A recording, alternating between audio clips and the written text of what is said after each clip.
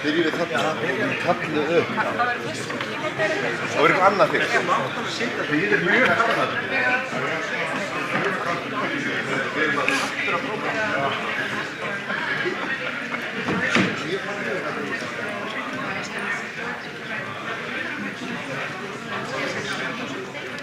Við skal sýna hérna.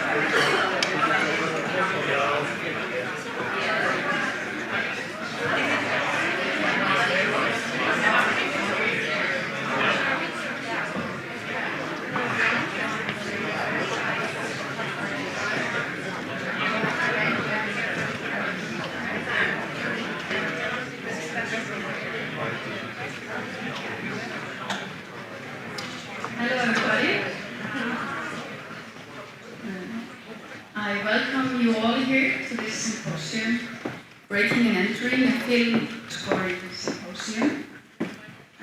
My name is Guðrún Björk Bjarnadóttir, and I'm the CEO of STEF. And STEF, together with the Icelandic Music Information Center, the Icelandic Music Export, and the RIF, Reykjavík International Film Festival, are holding this symposium here today. And I have been given the honor of being the symposiarch of the symposium. It's a word we found, which we thought would be a little bit better than using the word chairman. So I have a big role today.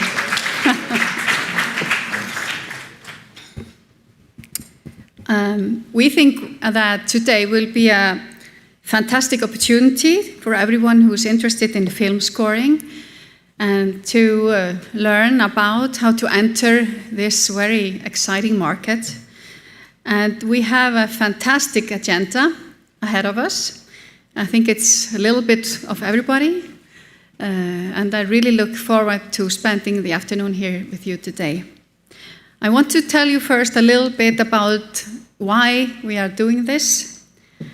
Of course, reason number one is we want to make more money for composers in Iceland, obviously. But the idea to hold this particular symposium came from Pétur, who is here today with us, and Davíð Þór Jónsson, which both of them you're going to get to know a bit better later today. They went to Berlin on behalf of STEF to the Nordic Film Music Days. And I'm so happy to say, if you didn't know it before, that Davíð Þór Jónsson and Benedikt Erlingsson, they came home with the prize of the Nordic Film Music Days, which is called Harpa. That was for Davíð Þór Jónsson's music to the film Woman at War, which Benedikt was directed. And when they came back home, they were so enthusiastic and full of ideas and how to try to do more in this fair for Icelandic composers and songwriters that we decided that we didn't have any time to waste, and we thought it would be great to try to learn from their experience in Berlin and to try to get more people the chance to learn about this field of music. And now here we are today. So I'm very happy, and thank you, Pétur, and thank you, Davíð, for where's Davíð in the room? He's there. Yeah, I'm really glad that you pushed us to doing this. So thank you. The first item on our agenda is the keynote speech of Annette Gens. I'm going to tell you a little bit about her. She is one of Germany's premier agents for film music, and her company, which bears her name, Annette Gens Music and Film Arts, has been initiating and supervising original score productions for over 9 years, collaborating with film producers and directors, music supervisors, publishers, and record labels worldwide.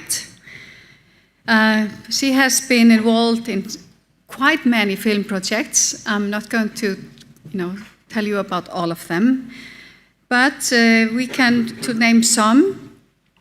She currently collaborated with Sommerhouse Film on the music for Caroline Link's feature film When Hitler Stole Pink Rabbit, which is composed and produced by Oscar nominee Volker Bertelmann. And in her work, she focuses on the creation of original score music, finding the right composer for the right project. And that was why we were so interested in having you here, Annette, which is you have a bit of kind of different focus than most other supervisors focusing on film scoring. So without further ado, I would like to offer Annette the floor, and we look very much forward to hearing what you get to teach us and tell us today. Give her a good hand. Thank you so much. I think I'll just sit there with a microphone. Hello, thank you very much for this warm welcome. I wonder, I will try to stand here, and if I get tired or get out of breath, I'll move over here because we can all see each other very well. Welcome to I would say, the toughest seminar here of the entire festival, not because of its content, but because it's during the lunch break. So I assume you're all very committed. Thank you for coming here at this precious time. I would like to tell you something about experience, about my experience, because I think experience is what really matters. It's something you can't train at schools. You can improve your skills, as you should. You could have a fantastic musical, academic, cultured education, but it's not the same as being out there and doing what you have to do and fighting your battles and gaining and losing.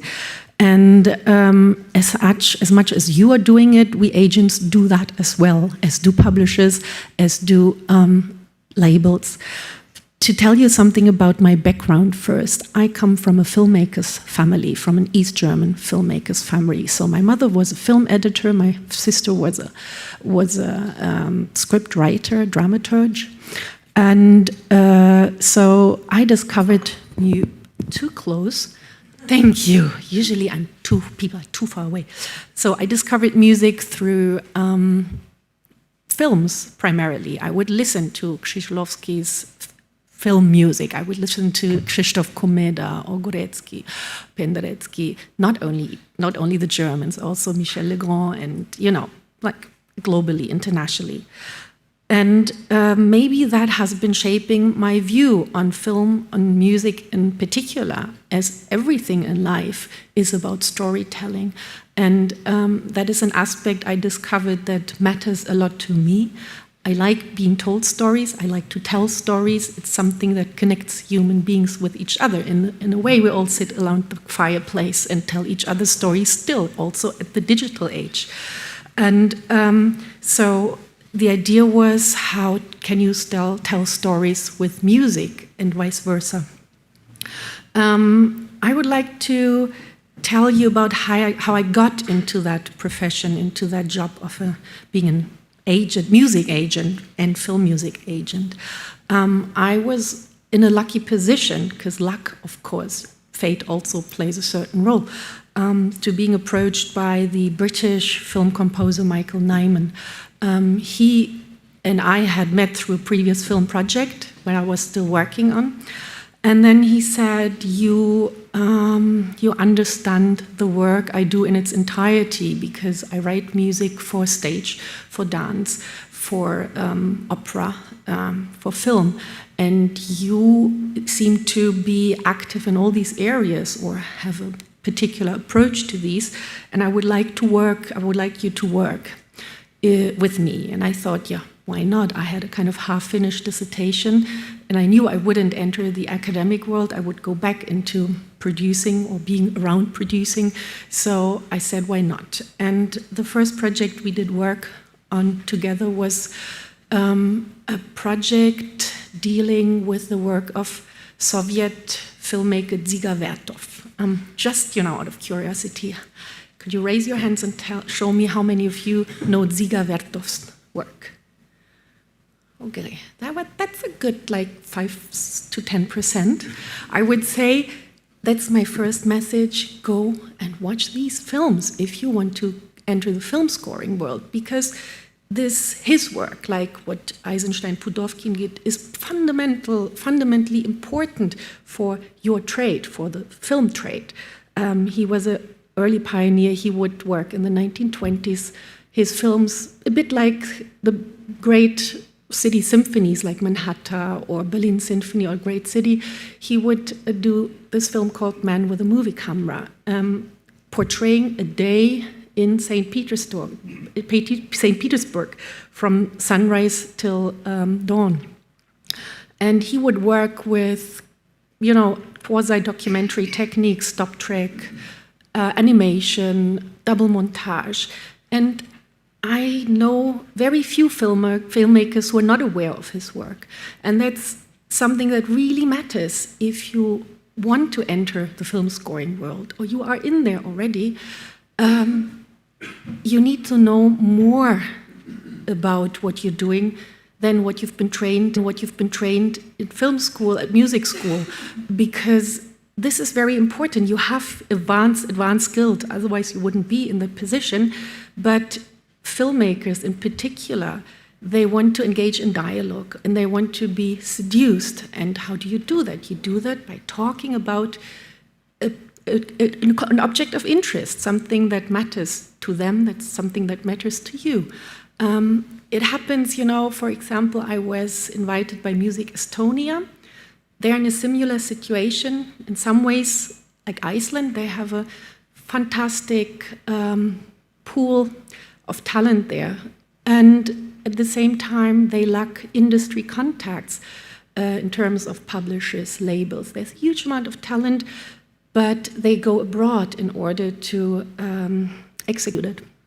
So I happened to sit at a table at a restaurant, and there was a composer sitting next to me, and we started chatting, and she started asking me very interesting questions. And I got into talking, and when you get me into talking, then of course something happens to me and to that person. And she was informed about what I did, so she would ask me very specific questions about projects I had been involved with in recent years. And I think that's very important, because for every filmmaker, the project he or she has been doing last is the baby that matters to them most. And very often, they're being approached by film composers as much as by art directors, as much as by costume artists. Every time they prepare a new film, can we have a coffee? And, people offering their services. And because people in the film industry, they're immensely busy. They fight with, lower budgets and a growing amount of work and, reduced time.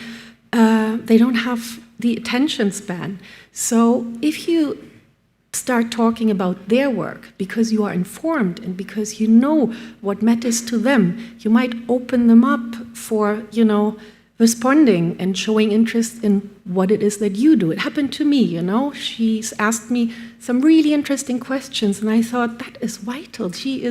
That's interesting, that's curious. What is it that you are doing, apparently? And then I ended up sending her information about like-minded composers she could collaborate with, or directors, or other media contacts that mattered to her. That's the way it goes. So, to come back to Michael Nyman and Dziga Vertov, I got in touch. He was interested in Dziga Vertov's work in general, and I did some research, as you all should do your research, and I noticed that the Austrian Film Museum in Vienna has a fantastic collection of works in general, but in specifically the Dziga Vertov collection. And there are some groundbreaking documentary films from the late 1920s called The 11th Year of the Soviet Revolution and the Sixth Part of the World. And I said, that looks interesting. I noticed they're in the process of digitalization. Will you release these? Will you publish them? Yes, we will. Are you interested in additional soundtrack, bonus material? Because there is this British composer, he's interested in the work. Yes, we are, but we don't have the money to finance such a project. We put all money into restoring films and, dealing with that. So we would have to find partners. So I was looking around. I thought, we need a festival, because festivals can commission pieces. So I got in touch with the then existing art festival Weimar, Heart of Classical Literature in Germany. And at the time, Nike Wagner, the great-granddaughter of Wagner, and Liszt was the director of the festival. And I spoke to her because I thought somehow it might fit into the program. And she said, genius idea, because Gazprom is one of my sponsors and I need a Russian project. Of course, it was not merely about that, but it did help, select the work and commission the work. And she also told me an interesting anecdote about how life is, how her work life looks like. She said, I spent 80% of my time not just curating and producing, but really chasing sponsors and chasing partners. So like her, you would think, oh God, someone of this you know, coming from a family with 150, 200 years of music history, she doesn't have to ask anything. She's out there, people will throw themselves at her with money and projects, but that's not the case. And it's the reality for every one of us. If you work at the label and if you work in the publishing or if you work in film composing, it's an issue you have to deal with, and you have to develop your own smart, cheeky, charming ways of, you know, entering this or making certain boundaries more transparent. Yes, so she said, I can commission one of the film scores. And you should go talk to März Musik in Berlin, which is a contemporary music festival. They might be interested, and they were, and with good reason, because the director then at the time, Matthias Osterwald, was the first one to take Michael Nyman's works to Berlin in the 1970s to present his film music for, you know, the Greenaway projects, at the Hebel Theater. So there was an open door. My message to you, you know, don't try to push doors open that are closed, but, you know, find your ways in where there is an access already, or contact, or an inherent connection, something you can develop out of the material and, you know, present it to people so, you know, they are globally, generally interested at least. And we did that. And we then also had performances at Konzerthaus Vienna, and Nyman did integrate this project, the two films, the two scores, in his touring project.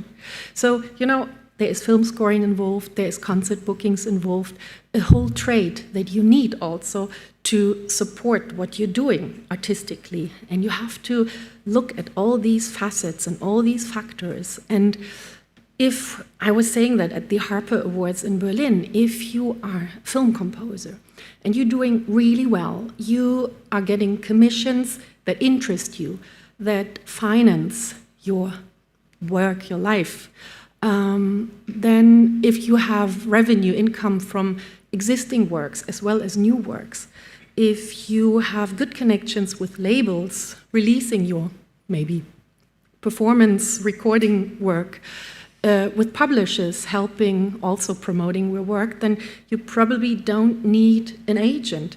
But if there is a lack in either of these areas, you may consider contacting someone like me. And the thing is, as agents, we fight with the same restraints as you do. We have to find a way of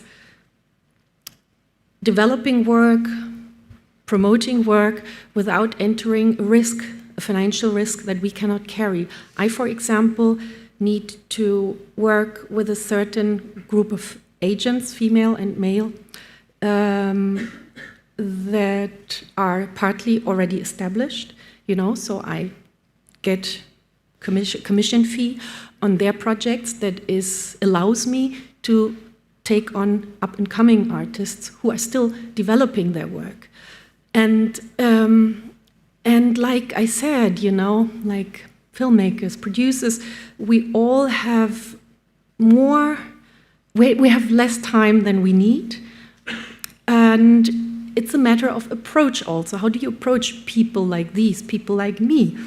And I brought you some examples of letters I received, and we try to reply to every letter if possible. Sometimes it may take a couple of months, just to read a few to you. So there's an email. Dear Annette Gens, I'm a composer and music producer from Cyprus. I have experience in film, TV, and theater music in many genres. I would like to send you some links of my music for any future collaboration. SoundCloud, thank you very much, best regards. There's another one. Hello, sorry for blind email. I represent a project called a collaboration between an opera singer, Grammy Award-winning engineer and beatmaker. We try and make contemporary music built on solid arrangements. This is a private link to our SoundCloud. It would be a pleasure to hear your thoughts. Best wishes. And a third one maybe.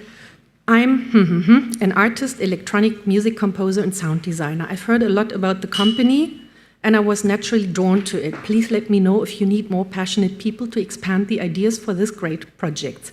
Wish you the best. So what's wrong with these emails? They certainly have been written by well-meaning people, talented people, but what's wrong with them? You can just shout at me. Yeah?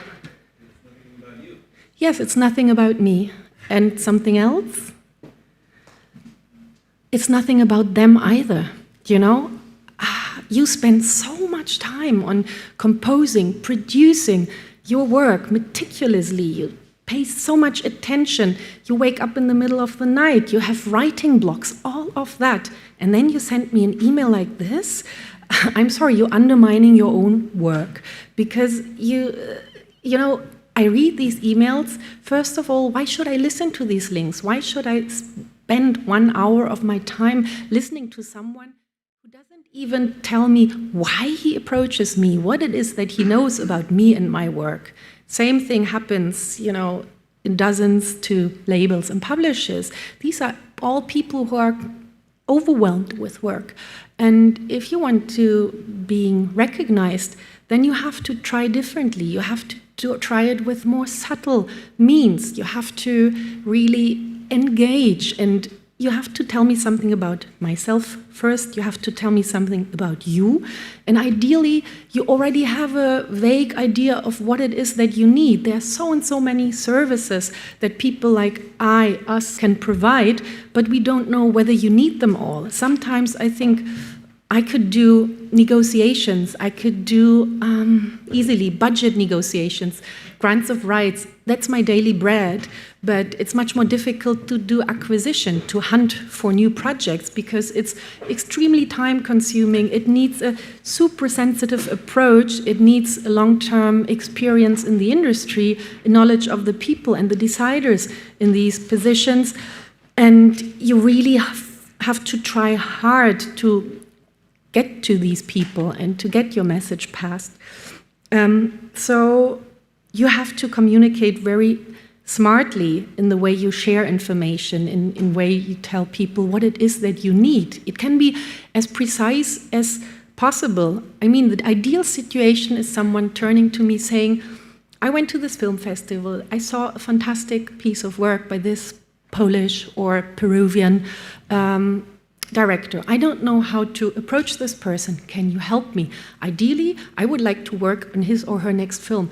I noticed it's about this and that. So this and that aspect of my work relates to the subject that he or she is interested in his or her future film. And also do your time tracking, you know, when films are in development, it's too early to offer your services. When they're already in post-production, it might be too late. So you will benefit from the guidance and from the kind of coaching, mentoring services that people like us, agents, labels, other partners give you. And there's something I want to say to the women in particular: don't apologize all the time, because it happens a lot. You know, I receive emails from female as well as male clients, and the male clients go like, "This is what happened. This is what I need. This was my idea. Do you think that's logical? Can we do it this way or not? Or any other suggestion?" Women go like, I'm writing to you. I know you're completely busy. I'm so sorry if I disturb you. Please excuse me for stealing your time. If you have a moment, would you mind? So it's still very flowery language, and you don't need that, because you're just as advanced and professional as your male colleagues. And, you know, if you feel insecure, you fake it until you make it, or you ask someone else to proofread your email, or proofread certain ways of approaching people, or look at your material, give you advice. And this advice is precious. So also another message, when it comes to networking, I just told Peter, I was looking at a survey, a study from 2016, in Germany, women in media and culture, and there was particular emphasis on women in music. And it was stating various problems, like, and this is a global situation, I'm afraid, there's a lack of role models for women, you know? For example, a study at the University of Carolina found out that female professors in music, in conducting, and in composition make 3% of women professors. So these are your few role models. It should be more, and you have to work on it. And networking is equally important. In the study, it was stated that men network differently. First of all, they value each other's work, they complement each other on the work, which is so important because we're all self-analytical, and very often, if you're a very reflective, sensitive person, you have a tendency to be too self-critical. But men kind of encourage each other much more in the process of writing or releasing or publishing. They form coalitions in order to enhance power, to be more powerful as a team. Whereas, the survey found out, women form coalitions to improve the quality of the work, which is equally important, but it's a different mindset. And if you have that in mind, it helps you maybe to correct your view or your approach or something like that. What else could I tell you? There is a difference in terms of how you approach the world of film scoring. May I ask, first of all, how many, could you raise your hands, how many active film composers are in this room? Okay, good. And how many people here aspire to enter the film scoring world and are not there yet quite? You do? Okay. Oh yeah, quite a bit. That's good. Keep going. Try to bring it to a point where you can make a living, where you don't have to do teaching jobs all the time. There are two ways of entering this world. The classical way is usually you do your instrumental studies, you do a master's in composition. You then enter probably a film school where you do film scoring work. There you meet your alliances, your partners, the first debut director who will work with you, the first debut producer. And these contacts are grateful to you because the first films are always underfinanced and everyone contributes. This is something I call investment. You have to invest. It's not like, okay, in the ideal world, you would be a composer working at your desk with your instrument or your composing program, and you wouldn't have to worry about self-marketing, etc., etc. But that's not the case. You have to do something about it and worry about it. Unfortunately, at film schools, there is a network that helps you in the process. And if you are a very successful first-time composer working with a first-time filmmaker, then it's most likely you will be scoring the second, third, or fourth film. So that's one route. The other route is, Kira, you know that already, others as well, you are a performing recording artist. And your music is out there and speaks for itself, ideally. But also that needs some improvement. For example, I'm working with Volker Bertelmann, who's been mentioned before. He also is known under his pseudonym Hauschka as a performing recording artist. And he's been, touring and doing 150, 200 concerts a year for, under difficult circumstances and conditions. And he also was in his 40s when he started doing that. And it was tough.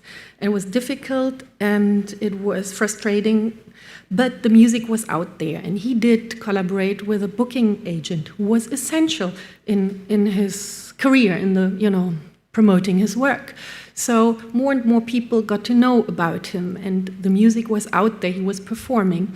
And it happened at some point, he didn't have a long list of credits, of film credits. He did do a concert, was that 4 years ago probably, yeah, 3 years ago, in Australia. And the publisher, also a very vital partner in the process, who had been promoting his work, encouraging him also to write music for commercials so he could make a living. They got a note from an Australian filmmaker saying, I would love to get the opportunity to talk to Mr. Hauschka after the concert. Yeah, there is a CD signing, go and talk to him. And usually It's people who, these debut film directors, they feel inspired, they come up to you and they present their work, and then you work together or not. So this guy came up to him and he said, I do this project. It's about an Indian child that was adopted from an American family, and through the help of Google Earth, he detected his roots. And it's the film about this journey, and it's called Lion. And he looked at the material and he said, well, that looks much more advanced than a debut film. And then he did get involved in the process. And the film, fortunately, was very strong. It was extremely strong content, so you would have been really, you would have tried hard to fail with this one. It was nominated for the Oscars in various categories, as well as music. And now people throw themselves at him with commissions, mostly from the US American sector. So this is the other way.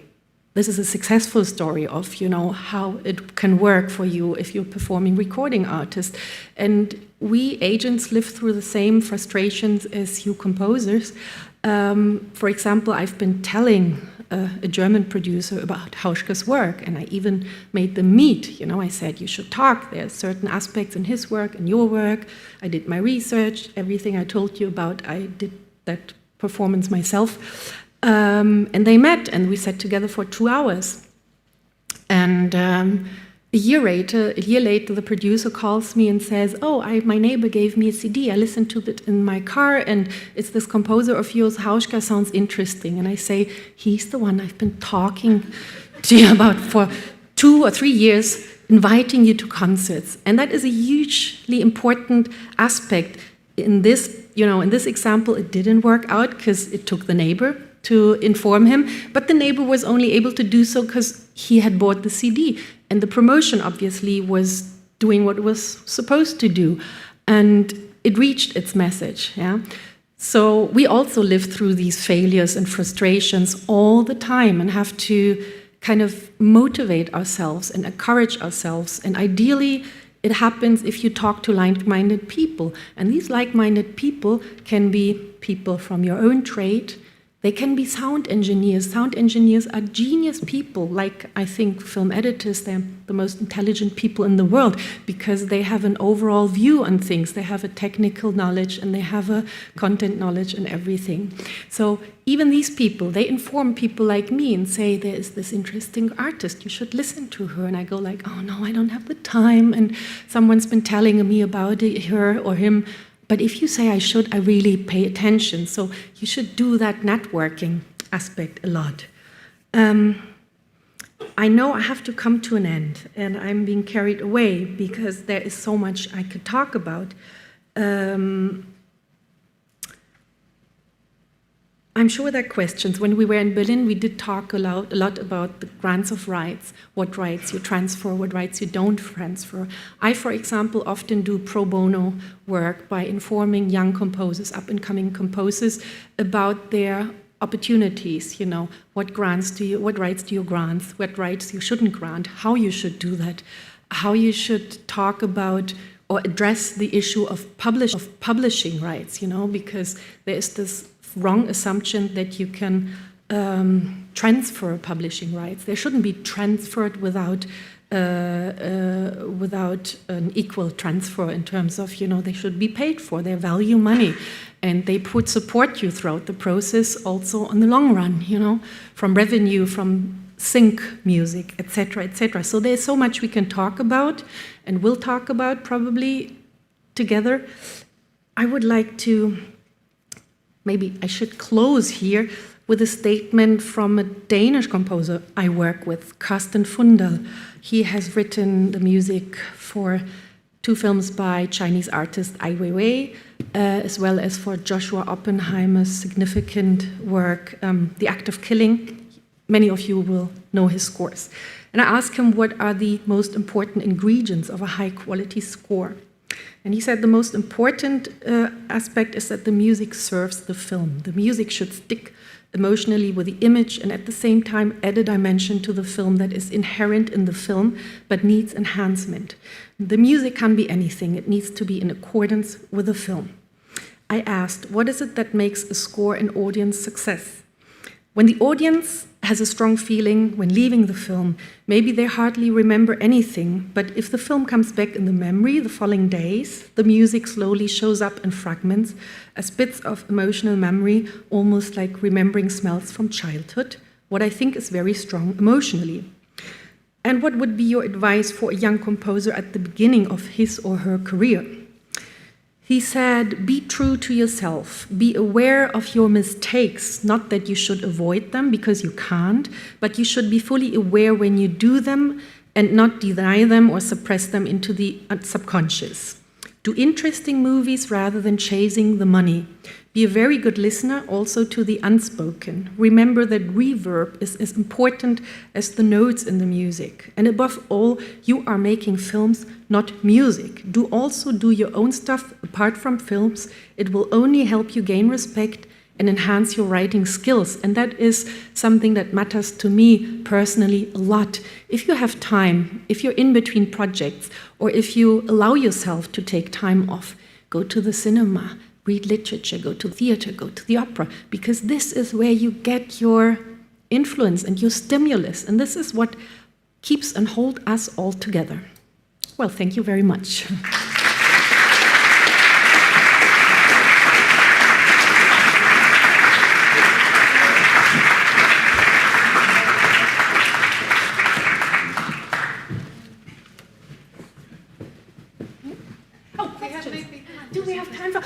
Do we have time for questions, please? Yes. The best part is starting now. We should have a microphone somewhere here.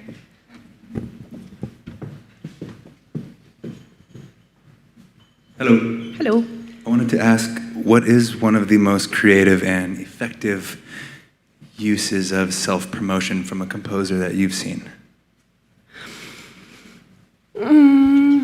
The example maybe I gave you before on Volker Bertelmann, Hauschka, because he was teaming up at a very early stage. You know, I saw him performing at the Hebel Theater in Berlin. He was the support to a nowadays less popular German musician, and he was playing in front of 200 people maybe. And I noticed there is something particular in the performance and in the way he addresses the audience also. So first of all, the best self-promotion is the quality of the work, but it has to be come across. He noticed, someone told him I'm in the audience. He noticed I'm Michael Nyman's agent. He was very smart. He said, I would like to invite Michael Nyman to a festival I'm doing in Düsseldorf because, you know, it's different if you say to people, I want to work with you. It's more like, you want something from them, but if you can invite them to something, you offer something like a recording performance artist doing concerts. Use the opportunity to invite filmmakers, producers to your concerts. Provide 2 guest tickets, and if you don't get any freebies, then buy them for yourself and offer them, because that's, you know, that's a token, that's a smart way of getting people interested.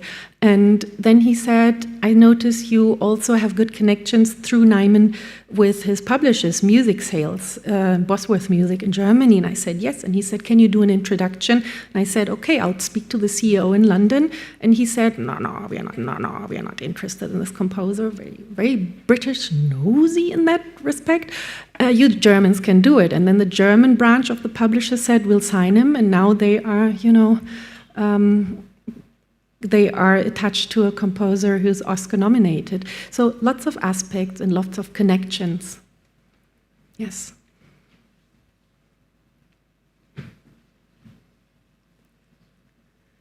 Anyone else? Yeah, there's one question here at the middle.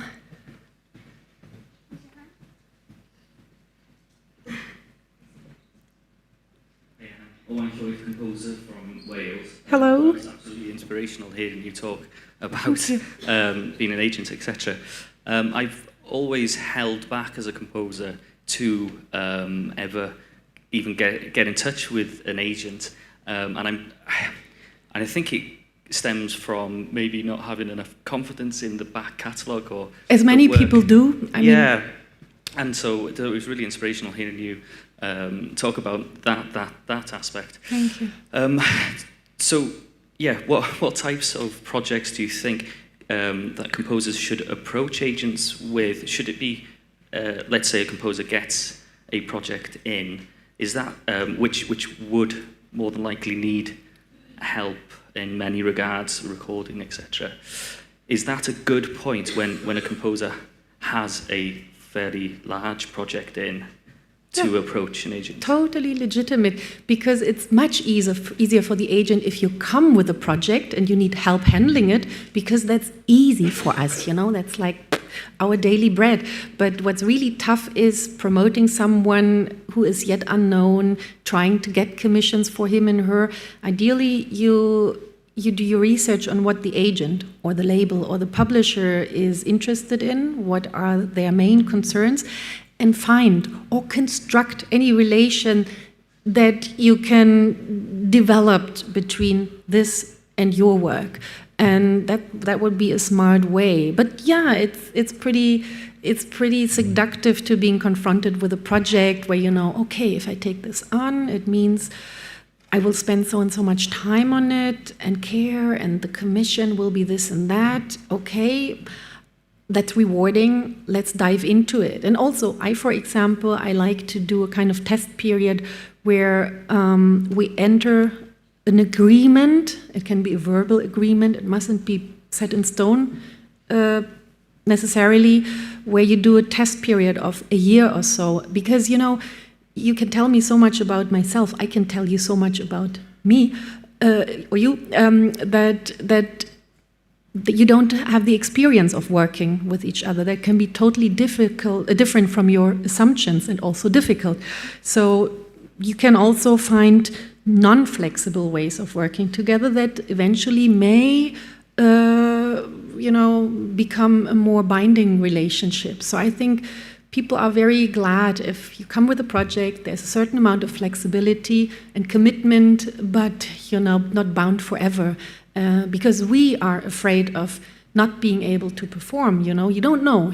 People ask me, how do you know if someone's work will be successful or not? I don't know.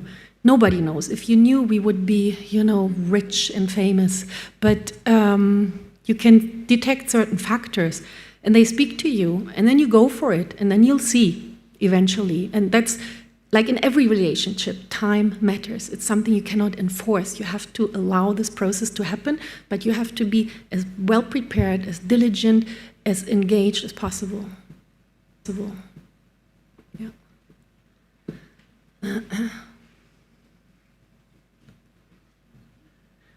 I hope it means that we've answered so many questions already.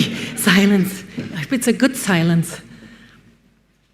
But, you know, yeah.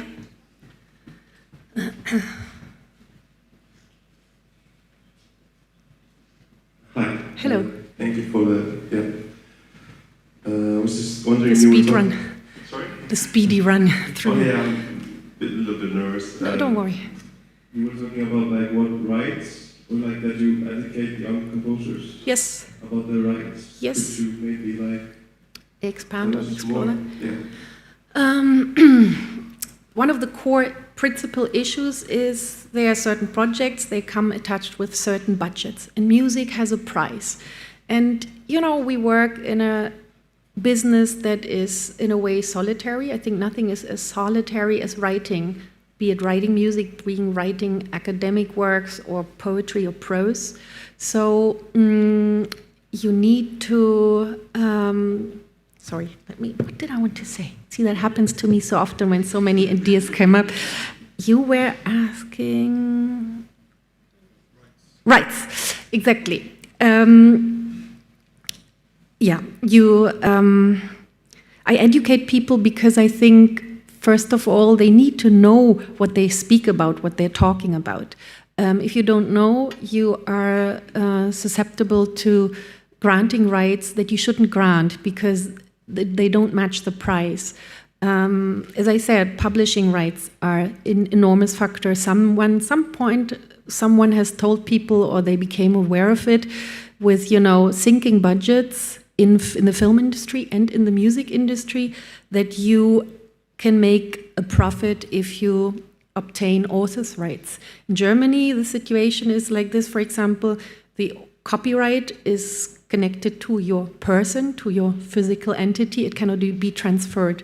It makes like about average 60% of your income from royalties, whereas the publishing part, the remaining 40%, can be transferred. In the US, it's different. If you see a contract and it says fee waiver, waiver of moral rights, then you also, because it's possible in that territory, you also can, ideally sell your copyright. You shouldn't transfer it without getting something in return. And it's a very difficult situation if you're a young, up-and-coming composer.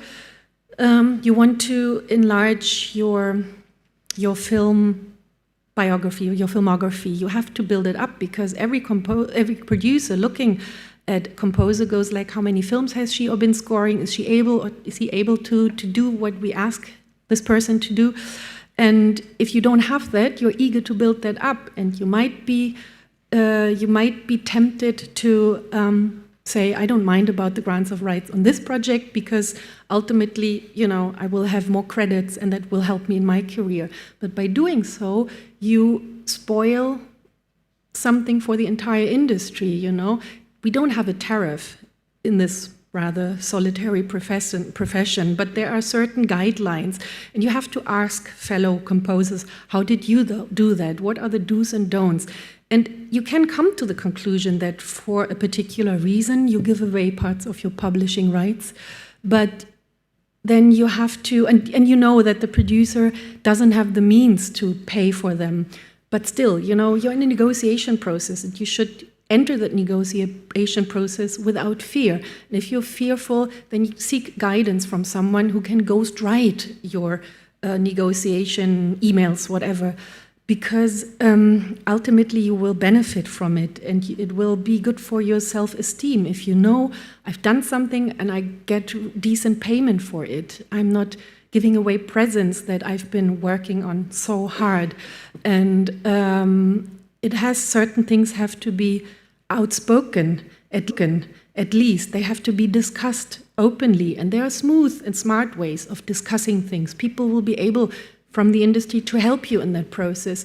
But, don't do something, don't transfer rights undiscussed because someone says you should. Yeah. Is that it? Or also there's time for questions later on, I assume? Yeah? Ben, thank you.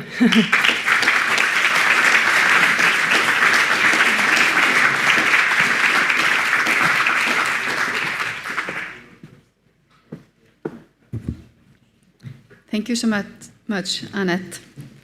I think now you're going to be receiving a lot of emails from Icelandic composers saying, I loved your speech at Symposium. And now, just by doing so, you have some personal touch, which obviously puts you in an advantage when you receive so many emails, just to find some common ground, even just like attending Symposium like that. But on that note, I must say I'm so happy to see that there's so many people here. We had no idea when we were planning this how many people would actually be interested. And we decided not to have any formal registration process.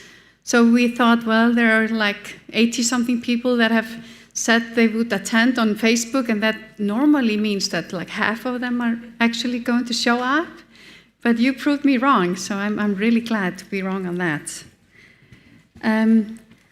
Before we go to the next item, I'm going to use my opportunity of having the mic, and just to remind everybody that that want to enter this line of work, to actually come to us, the people that have planned this symposium, and ask us for help as well. Then I mean the Icelandic Music Export Office, the Icelandic Music Information Office, and also at STEF.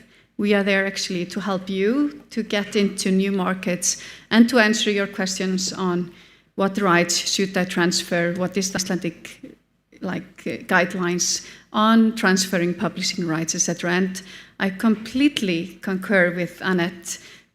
Be careful and we see it more and more here in Iceland that film producers want to get a part of the royalties of the composers for the score and also pre-existing music in films, and they are not a real publisher. They don't have the means and the connections that a publisher should have when a publisher is working on your behalf to getting you more work and getting your works out there. So, be aware and don't transfer anything without careful consideration and asking people that you think might know a bit more about the business than you for help. Okay, enough about that. Let's go to the next stage of the next item on the agenda.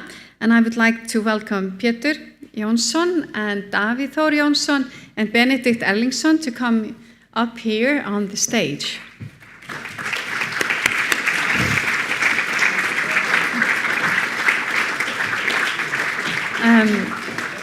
While they are getting ready, and I think they will have some mics and some tech gear, I'll tell you just a little bit about those three gentlemen.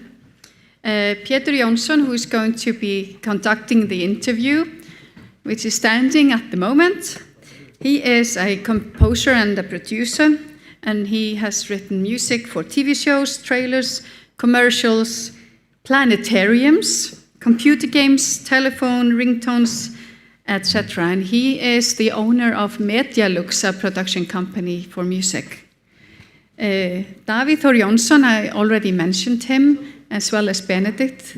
Two of them have collaborated together on at least 2 films, which have both won numerous awards. And most recently came home to Iceland with the prize, the award Harpa at the Nordic Film Music Days. A moment of victory. A moment of victory. If they are ready, without further ado, I'll give the floor to Peter, which I'm sure has prepared many interesting questions for Benedikt and Davíð on their collaboration. We don't have to. We all like to talk. This is going to be very easy. Happy to see all of you here. I didn't catch how many people here want to become composers, and because I was facing the other way, how many of you want to enter this business? You are our people of interest. You are why we wanted to do something, because there are so many mistakes that you can avoid by just talking to the old guys that have been through all the nightmares before you. We can help you out. I'm not one of the old guys. And the young people with talent that are up and coming. The headline of what we're going to talk about is very important, because there are so many war stories. How do we get into this business? It's a strange business, and more often than not, things happen casually. You can plan as much as you can, but at the end of the day, it's always going to be something strange that strikes you you have to be open to all the opportunities. I'm going to tell you in the very shortest form how I did it. When I decided this was what I wanted to do for a living, I took the very popular approach mentioned before by Annette of faking it until you make it. But I didn't want people to find out that I was faking it, so I worked really, really hard. And with time, so that basically means that as soon as I could start to make a living out of this, and for the rest of my life I will have the imposter syndrome when I'm with my colleagues, and be plagued by thinking I don't belong here, but that's going to follow us, most of us, for the rest of our lives. Davíð and Benedikt, we have done a panel like this before where we were talking about creative collaborations, which are key. Annette mentioned it. You meet your debut director, you work together, you form a relationship, and people want to work with you. For these things, we have to practice one skill, which is we have to be people persons. We have to be likable as much as we can. Now, Davíð, my friend, Actually, I don't want to talk to you right now. I want to talk to Benedict. Because he's a director. And I know I'm not getting his next film, so it's not about that. But Benedict came into the film industry by storm. Yeah, okay. I come from theater, I'm an actor, and then I became a director, theater, and a performer. So I slowly developed into a film director. I think, in a way, I considered myself a show businessman, sjómaður in Icelandic, would it be, and a storyteller, and I think my theater background has been a long film school for me. So that's why I have not done any coming of age film yet, because I did it in theater, and I did my mistakes, and I've been working with music in theater, and frames, and my real obstacle entering the film industry was really that I had a theater background. There was a lot of prejudice against theater people in the Icelandic film milieu. I felt, it was like, yeah, you're just theater, just talking heads in a sofa. That was because these filmmakers... That's important too. Yeah, they had seen some bad theater for 10 years ago in a sofa, and that was just, their picture. But theater is, of course, as many of you all know, it's really the laboratory, and it's a very inspiring place internationally, and there's a lot of experiments in terms of dramaturgy, storytelling, music, and everything that is happening in theater. In that sense, it's a more creative and experimental place than the mainstream film industry. Yeah, and that's good. So I'm a show businessman in that sense. So how did you approach it? You were entering a new business where you weren't feeling really welcome. Yeah, what did you do? It is like this. If you're a theater director and you want to be a film director, there's really, what you need to learn, you will learn on half an hour. This is very harsh for people like me that attended film school. But okay. But this is a line from Orson Welles also. Yeah, okay. And he was taught by his cinema photographer. They said, you know nothing about filmmaking, it's okay. He was doing his first Citizen Kane. I know the camera. But the guy said, it's okay, I will teach you in half an hour what you need to learn. Okay. Okay, it's okay to be a little bit arrogant here because we are private. It's not like they're recording this for the internet or anything. David, and you? I noticed earlier you spoke about mistakes and us not being able to avoid them. It made me think about it because I know Benedict now for 20 years maybe, and I came to think of what Edison spoke about. I didn't do a mistake or it didn't fail. It's not a failure. I just found 1,000 ways how not to do it. So you're in, you set off and just start. And on the way, that's the story, right? Mm-hmm. I didn't break into this world. I was thrown backwards, into a door.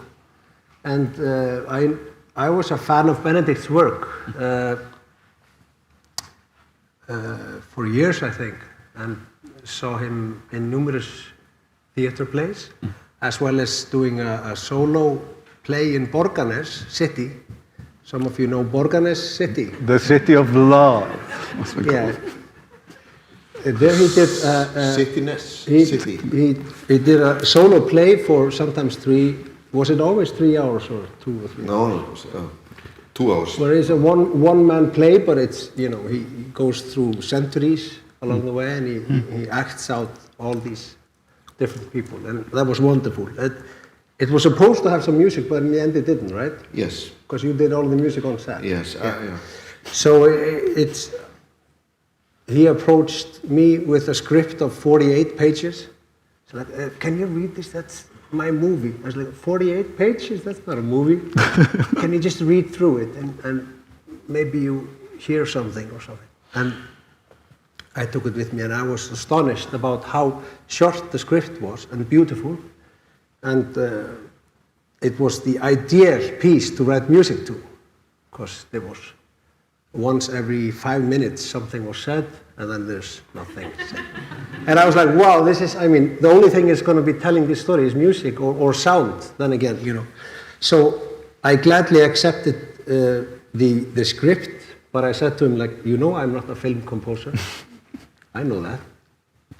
And I think 2 years later, you started shooting, right? Yeah. Yes, we have of course cooperated in theater many times, and you know we have been experimenting with music and living pictures in theater. And I think I asked you my first question: is there a music there? Yes, that's what you asked. And it's sometimes not always clear for me. Is there a music there? Do you hear a music there?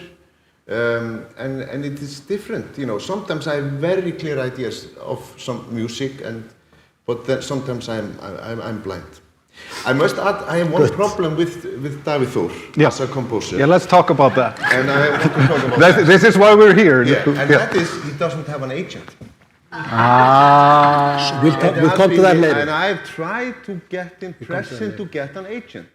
And all the guys that I suggest have usually ended in jail 2 weeks later after I've suggested them. And he had always had right, you know, they are criminals, blah, blah, blah.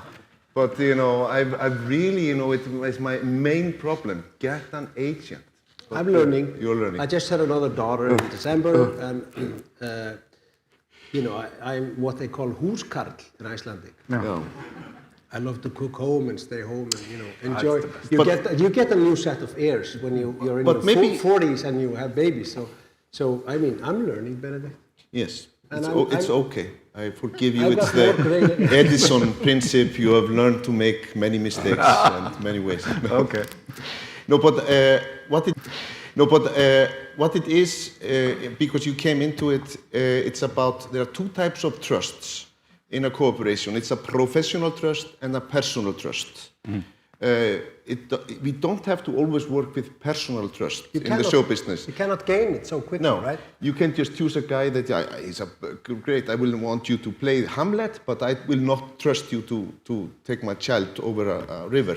You know, that is what you can play Hamlet. And the best thing is this, you know, can go together, you know. And when that happens, you know, you have something. And as you feel, we have a lot of personal trust here, you know. Yeah, it is. Oh. And that's a privilege, because then you can really like the hours when you dislike each other, you know.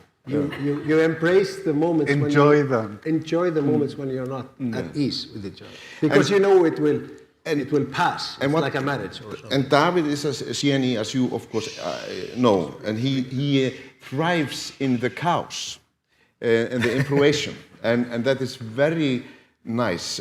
I love the chaos, but I'm always between chaos and structure, and of course in our cooperation, you know, I try to approach him like a horse, you know, a very sensitive horse, and like push him some direction, and then he runs away, and I capture him, and he goes with me some places, and you know, and it's a beautiful place, and I'm very happy that he went with me this way, but still I tried to something. So this is a very Freudian, complicated cooperation. I am so much looking forward to the book. It's going to be great. Or the film. Yeah. Okay. The mistakes. The ways to... Well, the people that are entering this strange business, I mean, there are so many different things we could discuss, and we've had many of these dialogues. We find that with the talent pool that we have in Iceland, we still don't have an adequate infrastructure to meet it. We try to help each other, and I think people will find that the composers, you know, small world in Iceland is full of people that are actually really helpful to each other. I would like to think so. This is how because when I started, I could come with a blatantly stupid question to somebody who knew and actually get a decent answer and learn from that. And this is how this helps us all. This shortens our path to being good and being professional. But because the infrastructure is not here, even if the talent pool is big, we often, when it comes to administrative things, have problems. We don't know about rights, we don't know about how to do deals, we don't know what the value of our work is, and we have to learn this the hard way. But mistakes are fascinating as well, because if we watch them and we learn from them, then something happens. Can we talk about mistakes and their part? I mean, I am obviously not a well-established film composer. Well, you have awards. And I don't know. The thing I've is, seen it. My point is, I've only done work with Benedict of 2 movies, and I really enjoyed it. It was not the usual way you would approach things. Again, we have hotshots here, like Atli Örvarsson or Veigar Margeirsson. These are guys who have been doing this for decades. And the reason why we spoke about the conversation that we would like to happen here through all fields of music arts, composition in its biggest flora, like whatever type of music you would be dealing with, we would like to have at least a sisterhood, meaning brotherhood. Through, I almost know everybody by name in this hall. We don't have this reality. I accidentally was in New York for 4 days, and I was in a room, and I knew 2 people in the room.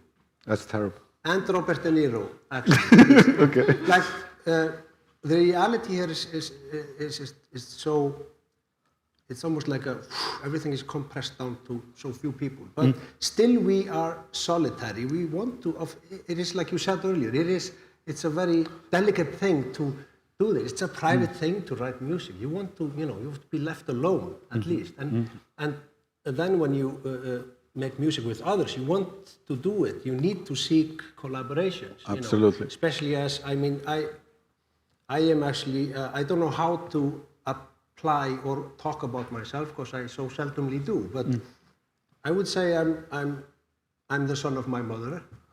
Jenny. Good start. And she was the inspiration. She played guitar like no one else and sang. So music was always a casual part of my upbringing. She played trumpet as well. So for me, it's nothing, music was not a detached thing from my own reality. Like, it wasn't a product. It wasn't a branch, it wasn't an industry for me. It never has and never will be. So my biggest problem is to talk about work, because I don't see it as work, of course. But then it's all a matter of reprogramming yourself in a beautiful way along the years. You are just then going through this stuff. But because we're not going to solve all these questions, even we're not going to, like Annette could have spoken for the whole day. I know.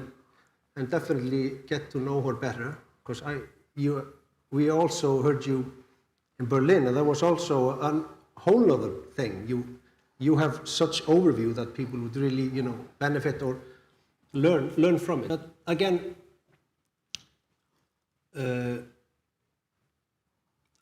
I loved jazz music from early on. I know Atli did as well. He is a multi-instrumentalist and played trumpet, keyboards, whatever. That didn't really matter what. So we all start from our passions. Then, I sometimes talk about real-time composition when improvising. It's like you're actually dealing with forces of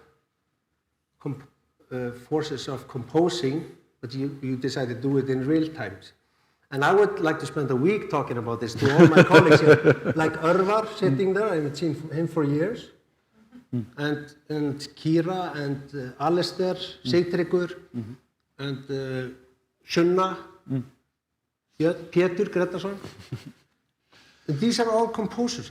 These are all living entities. These are planets of music, every single one of them. And I think because I'm going to come back to your question, which is about mistakes. It's about time, but okay.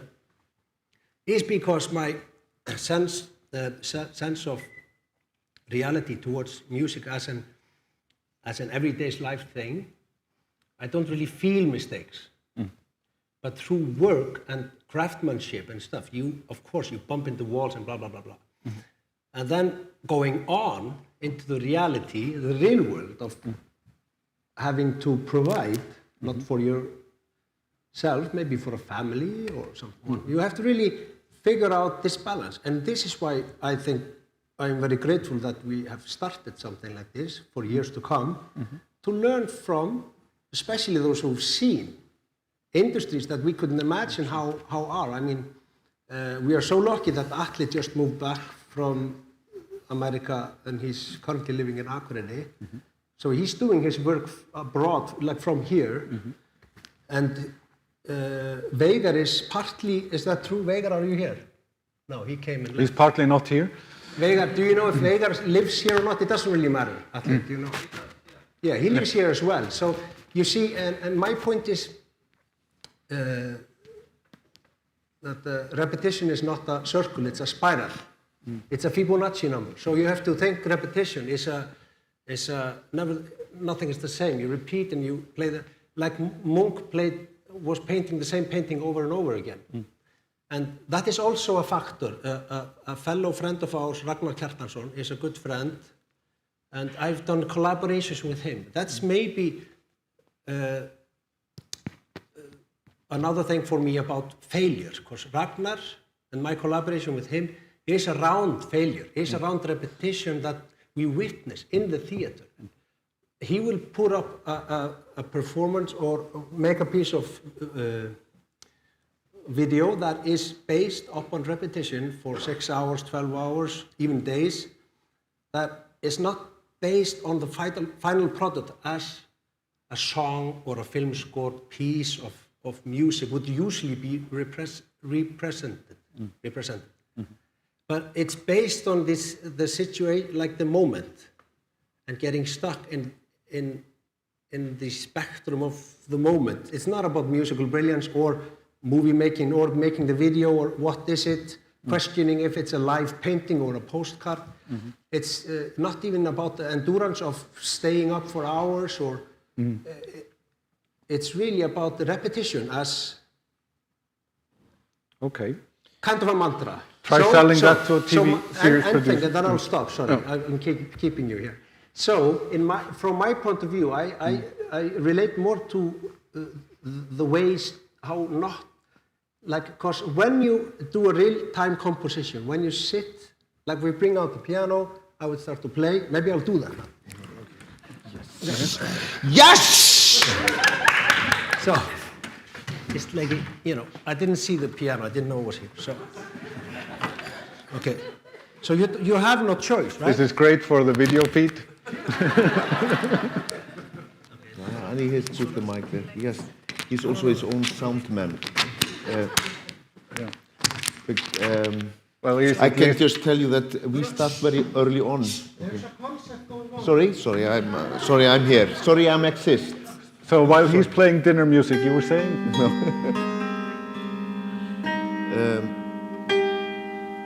No, I think what she was describing was like a start of a love affair or a friendship, because the relationship goes like this.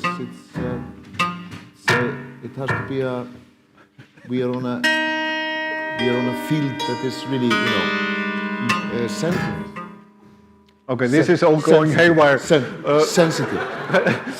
Sensitive. Yeah, but Sorry, where you started, did I ruin it? Completely ruined by composition. No, it's not. No, it was all a part. For me, the thing is, you see an instrument, or you have to start the concert. You're on stage, and maybe you rehearsed it every time the same, over and over and over again, and then you just play it how you rehearsed it. But in my reality, it's like you never know how to start. And I love that feeling. Even though when you're playing Nature Boy or Autumn Leaves or whatever, you just start off, right? So you make a decision on picking that one, that's one of 1,000 ways to do it. And you just set off. So you have to hold the responsibility that you made the choice. So there's You know what I mean? So the established words of failure or mistakes doesn't apply in my creative mind. But it could be applied to the reality of how you speak to people. Let's talk about reality, because a big part of what we do is actually art meeting industry, the part that you don't like, but it's necessary, right? Maybe it's the terms and the use of words and the understanding of the words. Like you talked about that again. You educated people because people don't know what they are talking about, or maybe some parts of what they think they know. But we are dealing with understanding of meanings and words. We have to just, and that's why we should have a conversation to clear things. It's so easy to do it. I'm sure that a lot of the people here are going to go home, and of course, it's so easy. It sounds so easy, you know, but it's not easy when you're stuck up alone in your room and you ask maybe your nephew or brother about, like, how do you like this music? You know, I really shouldn't do anything with it. You see what I mean? It's because it's so private. It's so personal to write music. No, I just want to, you know, because our work together is. Sorry, I have to take this phone call for a while, and then I will come back. He's a very busy man. It's his agent. They're always phoning. So it's a conversation, and you know, I have this image of our work. It's from Fellini and Nino Rota. Fellini is with Nino Rota. He sits on his side, beside him on the piano. And he starts to talk about the scene and the feeling and talking about the poetry of the scene. And Nino starts to play music. And you know, there's a woman running on a field, and her hair is wet. You know, and there are crows all over, and there is a forest there. It's dark, and she's approaching or whatever. No, it's not like this. It's more faster. And then he starts to, you know, more aggressive. No, yes. And then, yes, there it was, or something like this, you know. This is, you know. Live composition, ladies and gentlemen, this is how. But this is the idea that, you know, no, I'm busy, sorry. Actually, this is how things break out. We've been rehearsing this for 1 week. Yes. I'm so happy to see them performing everything by the script. And then maybe Fellini is not happy, and they have been spending a lot of time, and then he stands up, okay, let's try tomorrow again, and then Nino starts to play some Italian madrigal, and Fellini says, hey, this is it, you know, whatever. So it's this, for me, I'm always, you know, loving to go into this laboratory, you know, where I am trying to touch my subconsciousness with his subconsciousness, or I'm trying to provoke his fire, you know, and whatever I try to, and then we capture some light together, and then we could work on that, and sometimes it just comes. David just presents me with some beautiful poetry that is, you know, from him, and it's like, oh, this is, you know, great thing. So to work together in this field, you know, and that is really sensitive. You need, because I really, you need a lot of personal trust there also, and that's why I understand the delicacy of this. How do you approach the director? You know, you are really saying, could we be friends? This is true. This is true, because this is also when we start working with directors on something and they're just coming from shooting, they've been in war. Yeah. There's nothing left of them. They're tired. We really have to be, hello, welcome. Let's do beautiful music together and bring your scenes alive. So there is a psychology to what we do. And this is, I'm going to repeat this till my last day. Work on your people skills and work on listening to people, and you're going to get rejections. You're going to have people who are bad at communication, telling you that they hate what you did. Cleaner. Yeah. Did I say your name earlier? So these are all things that nobody can prepare you for. This is what Annette talked about earlier, which is experience. Nobody can give it to you, and you can't buy it. You have to go through all that. doing that, and their description of working together is almost like a symphony to all of us who work in this business, because this is not usually how. Yes, welcome. Welcome, Anna. I add something, because it's not only knowing about the others and what they do, the creatives, it's also knowing about thyself. And that's such a brilliant example. You sit there and you say, I don't know what I could offer. What could I tell people? I'm just my mother's son. My mother was a genius guitarist.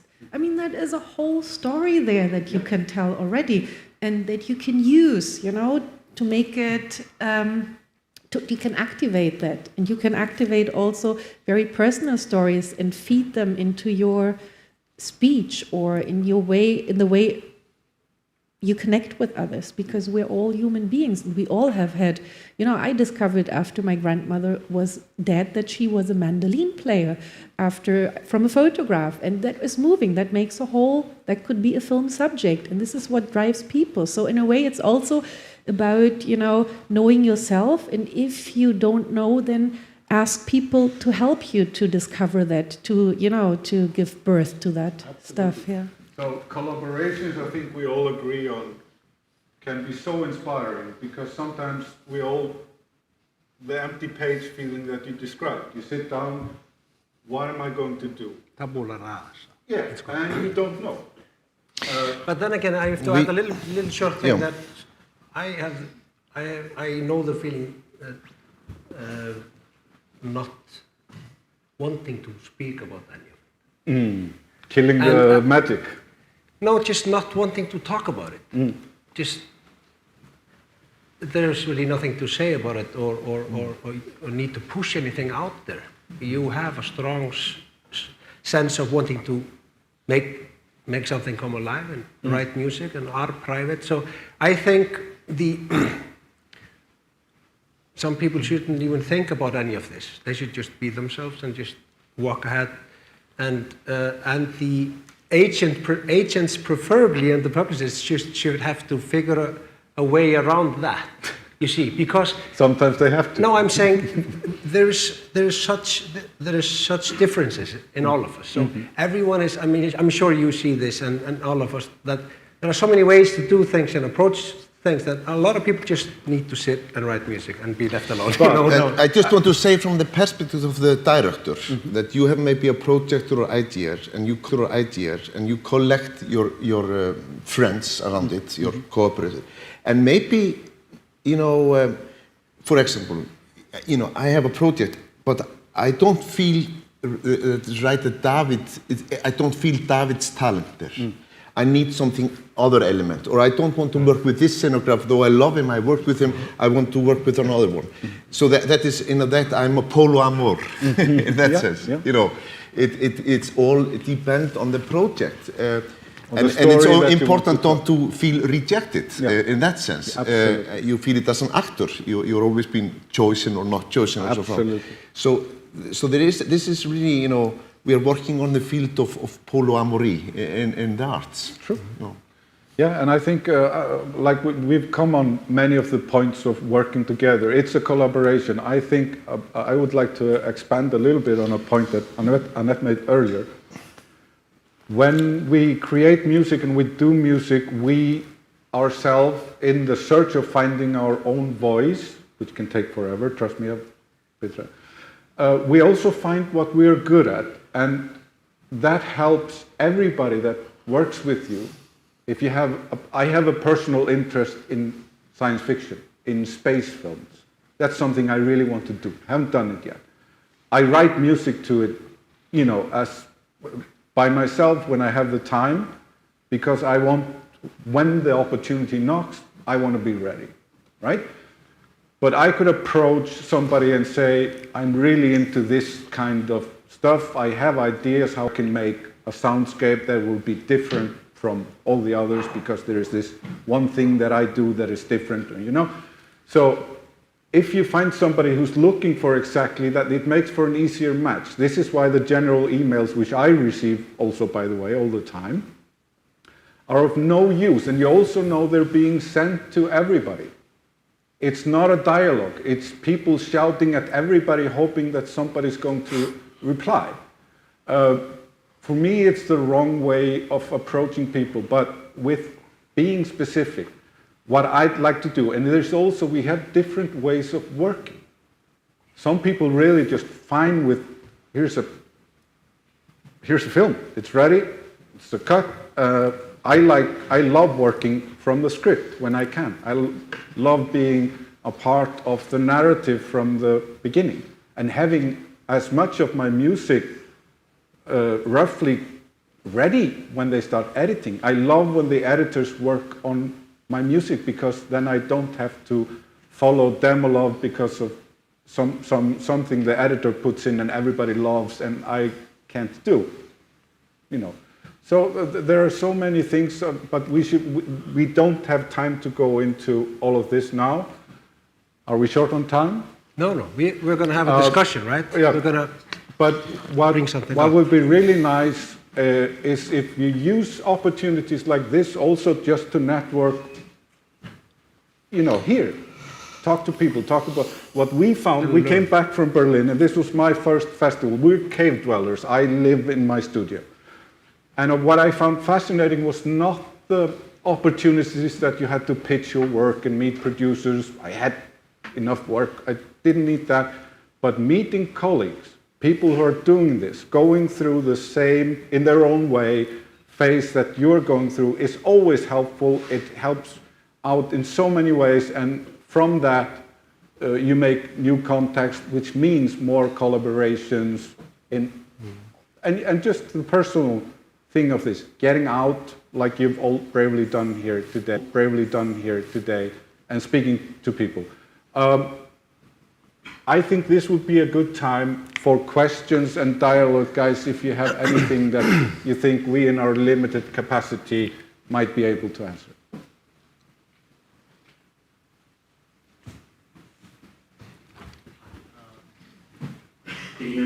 Hello? I wanted to ask you, as a composer, when you started on work, what do you expect from the director? You want me to answer that? Yeah. Nothing. I expect nothing. Absolutely nothing. Well, I can tell you what he actually. Yeah. As a director, Yeah. what do you expect? So, When you know, start to work, what is special maybe with our cooperation, we start very early on. I drag him in on the script stage. In that sense, I've done it in both production. The later film that we did now, Woman at War, it was really necessary because we had to make the music before the shooting. I had to assign on the music before we made the material. So it was, we were making a map of the neurotic map of the feeling, of the film, really mapping out everything. And, I think it is, for me as a director, I have the privilege to be able to be the bully.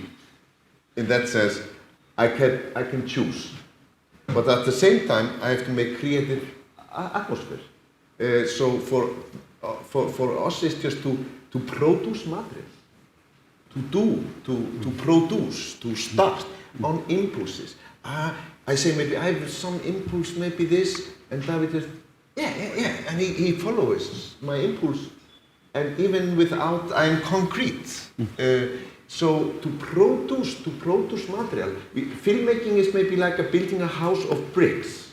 You as an actor or for example, or a composer, you're just a brick. Sorry, you're a material. Thank you. You That's cannot. you are not the architect. You're not. I know this feeling. I've been there earlier. But I want to be a good brick. I want to produce bricks, and then the architect can put it together. So for me, I need a productive composer that is willing to pour out material, and he comes with a genius piece of work, and I say, fantastic, but I don't like it, or it's fantastic, but it doesn't fit here, and he says, yeah, why not? Okay, new one, this is what I want. I want a willing horse to produce. Okay, maybe can I add to that nothing answer? Sorry, I didn't mean to come across unpolite. But maybe I started out with the wrong person because It's quite unique. but the thing is, because usually what I hear is that people are working like beneath. There is a hierarchy, and you're always, trying to, you give 20 versions of a theme.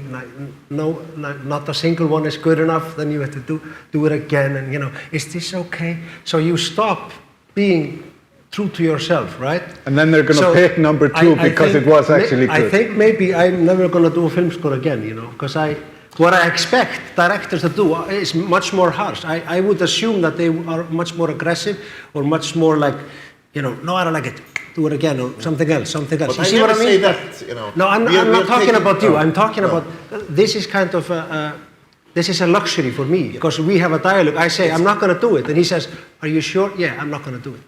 And then he's okay, but maybe can we try something else? It's very, it's based on personal trust. And it is like the magic child. So I have a magic child, and he has a magic child, and our magic child are talking together, and we have to take care.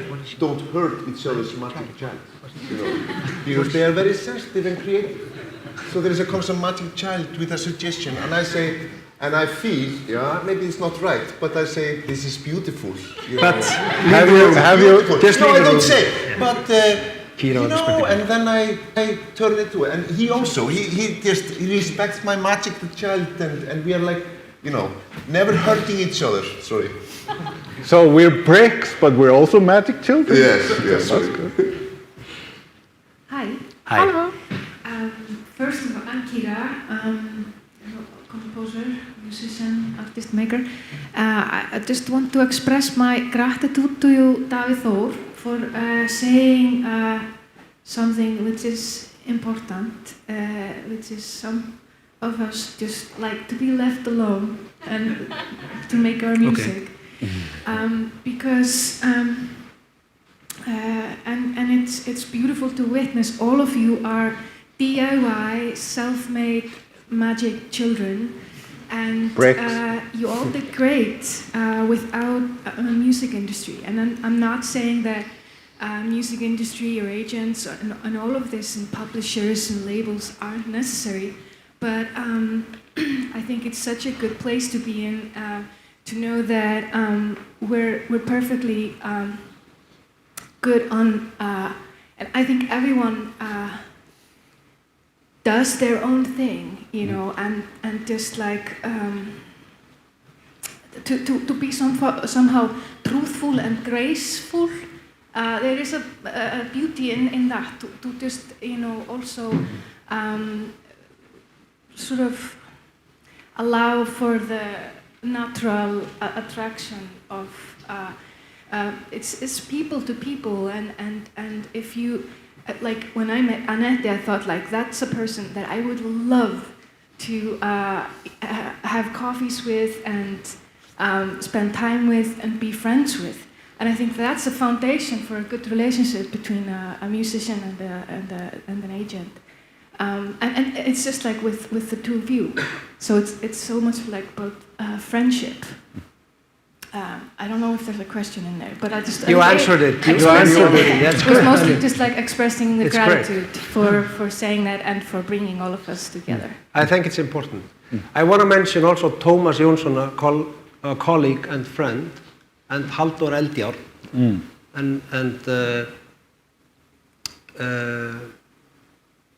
Shout out. It's a small town, right? You know what I mean? That's why I talk about Borgarnes city. That's what I'm saying.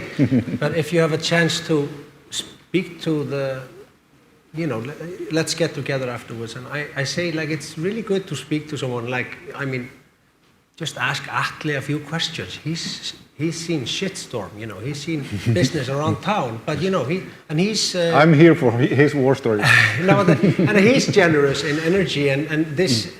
That is my hope that... Yeah, well, I'm just speaking about we need to do this to be able to get because all the unwritten music that is still left. We have to bring it forth by holding hands, somehow. Let's agree that for this small industry in Iceland, sorry if I call it industry, but it is, then we should all help each other out as much as we can because we want to make the cake bigger, not fight over the slices. This is for all our benefit. So next question, please. There was a question. Yeah, just the energy that you guys have the three of you together today is fabulous. It's sort of really there's such a wonderful honesty and integrity. And I was thinking also it echoes kind of Benedict what you were saying yesterday about you've really got to operate from your core.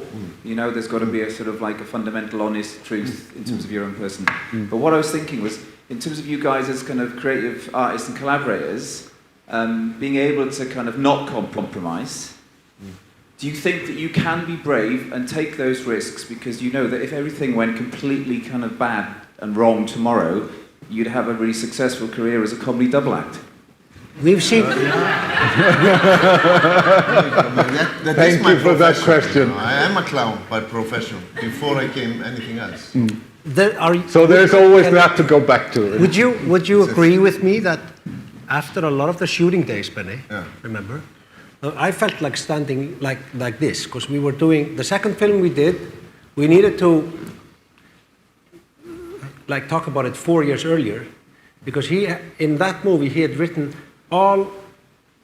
Let's say he'd written out where some sounds appear. A sound of an ancient bighorn arrives, and he would write it specifically in what places. So from that moment on, we had to plan, and I had to compose all the music on the forehand. Year before we started the shootings, everything had to be done, So, but in the middle of the shootings, I felt like this, just like I had no idea if it was good or bad. It didn't really matter, but we were at that moment, still friends, and we were just inside the creative, process. But we had to be courageous, tremendously courageous, because also things like saying, in that sense, that Benny already thought out the music as a beast or had its own narrative for that movie. So, and he asked, "Are you okay with that?" I said, "Of course, but that means we're not going to fill anything. We're not going to put music where it don't belong or just fill it up." So, for the most part, there's not music. In the usual, it's hard to say usual, but in the usual way, there are places you would obviously, if you had seen the edit, if I hadn't written the music only before, you would see the full edit of the movie. I would start with these places, which today are not scored at all. You see, so the process, but you have to. It was a total blackout in the end of the shoot. Day 60, we're done. Is it ready? No, I have no idea, Is he going to be it's a failure, Guys, I'm going to have to stop you here. Okay. As you hear, we could go on for the rest of the day. This happened in Berlin also. We were basically thrown out. Thanks all for coming, and a very welcome. Thank you, Anna. Namaste. Thank you, Peter. Namaste.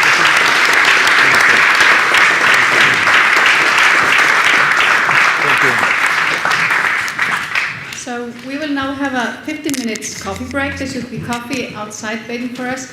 Please come back after 15 minutes. We have a tight schedule and we have a wonderful panel with what we've heard is being called the hotshot Atli and other very interesting people. So please come back.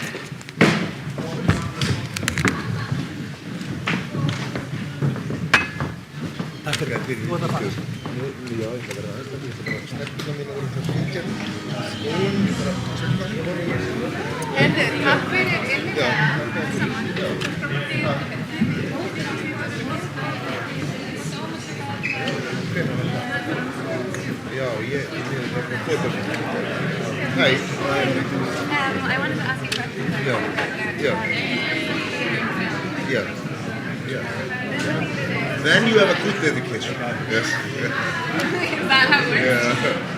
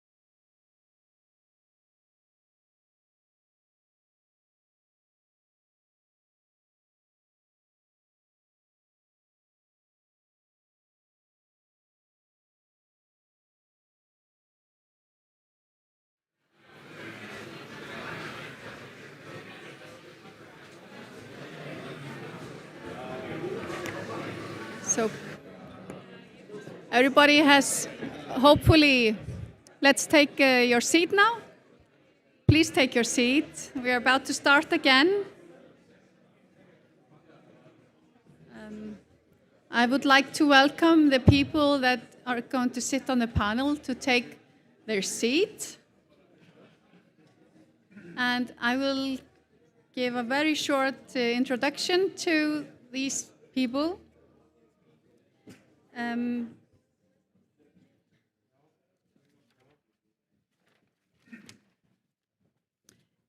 The moderator of the panel is Tryggvi Baldvinsson. Tryggvi, you should also take your seat up there. Are we missing someone? Annette, please take your seat. You don't want a chair, Tryggvi? You're going to be standing? Okay, great. Just to tell you a little bit about Tryggvi. Tryggvi is a composer, and he is at the moment the Dean of Music at the Iceland University of the Arts. He studied composition and piano at the Reykjavik College of Music and Composition and Music Theory at the Vienna Conservatoire. He has been the Dean of the Music Department since 2012. And he has received numerous acknowledgments for his works, and his compositions have been performed around the world. So the panel is in good hands. And let's then take it and give you a short introduction to the other panelists. We have Martin Thorson sitting there. He is a dual citizen of Iceland and of Canada, and he has a degree in film studies. He is a director, and his works are, for example, the film 1.0, do I say it correctly? Yeah? Which was nominated for the Grand Jury Prize at the Sundance Film Festival. And he also has directed the films Stormland and the film XL, which have both won awards. We have Dustin O'Halloran sitting over there. He is a film composer, and he has, to name some of the works, written the score for the film Marie Antoinette, directed by Sofia Coppola, and collaborated on the music on the Oscar-nominated film Lion, or Leon. What do I say? Okay. He is now working, or has recently been working on, a project around releasing Leonard Cohen's latest works. Am I correct? Yeah, okay, as a performer. We have Jófríður Ákadóttir sitting in the middle. She is an Icelandic singer-songwriter, known for her work in the bands Pascal Pignon and Samaris, as well as her solo project JFDR. She has composed music for the short films Alba and Hello Apartment, as well as the director Silja Hauksdóttir's latest film called Agnes Joy. Then we have the hotshot, Atli. Sorry, Atli, I think this is going to be stuck on you. That's why we waited right here. Atli Örvarsson is an Icelandic composer. He started out as a member of a very well-known Icelandic band called Sálin hans Jónsmíns, and won some gold records and platinum records at that stage. And then he went studying film composing at Berklee College of Music, and he also studied at the North Carolina School of the Arts. He has worked on so many Hollywood films, I don't know where to start, and also on big TV productions, NYPD Blue, Law and Order, Pirates of the Caribbean, Angels and Demons, The Holiday, Babylon 80. Okay. Oh, it's a long list, and it's a fantastic list. Edge of 17, the NCB series Chicago Fire, Chicago PD, etc., etc. And for his works, he has received numerous awards. There's a long list as well. I'm not going to read that out loud. And then we have Annette, which we have also already introduced. So with this, I give the floor to you, Tryggvi, and we're looking forward to this. Thank you.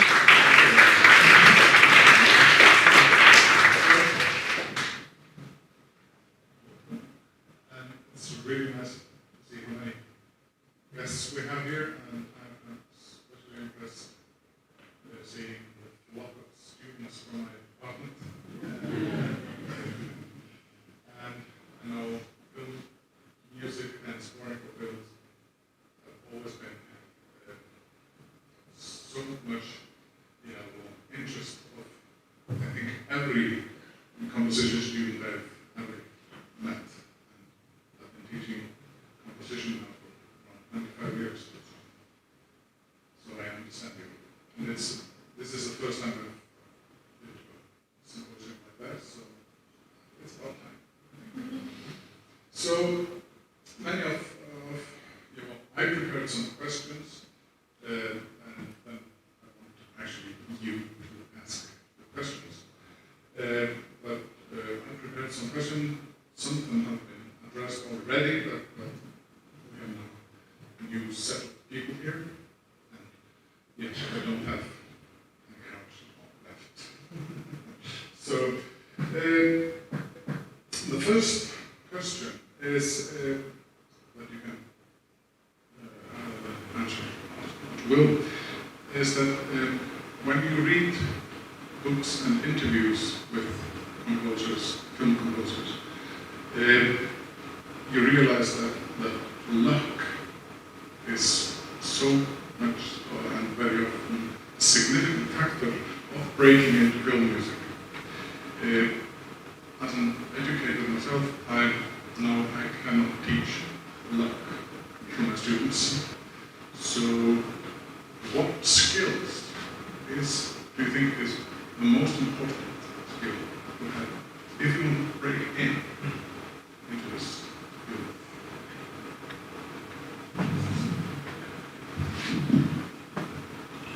Luck is the most important skill. Well, I don't know. No, I think you're right. You cannot teach luck, but maybe you can increase your chance of getting lucky. So I think, some people don't even believe in luck. And they say you create your own reality and luck has nothing to do with it. So there's different schools of thoughts about it. But I think, just being here today increases your chance of being lucky. Because you're surrounding yourself with people who are doing the same thing. And I've been struck with, what I was thinking earlier when I was listening to the other panels, the importance of talking about what we do is so significant because we can practice piano and, you can practice your people skills, you can practice whatever, your whole life, but learning new ideas, for example, Benedikt Erlingsson mentioned personal trust and professional trust. And I thought to myself, I wish I'd heard those words 20 years ago before I started pursuing a career in Hollywood, because there's so many times when you take things personally when you really shouldn't. It's just, it's nothing personal, but maybe there wasn't either the professional or the personal trust that you needed. So, but I think that, maybe an open heart is another one, because if your heart isn't open, it's going to be difficult to create anything that resonates with anybody. And the list goes on. I think, having worked on anything from massive Hollywood productions with 100 chefs in the kitchen to tiny little films with just one chef, or two, if you include me, I was the sous chef. But there's such a massively different. It's like different disciplines. It's not the same, and for different jobs and different people and different situations, different parts of you get engaged with different skill sets or whatever it is. And I think that it's one of those impossible questions to ask or answer in that sense, but I really think that being open And leaving your ego at the door is maybe the most important thing.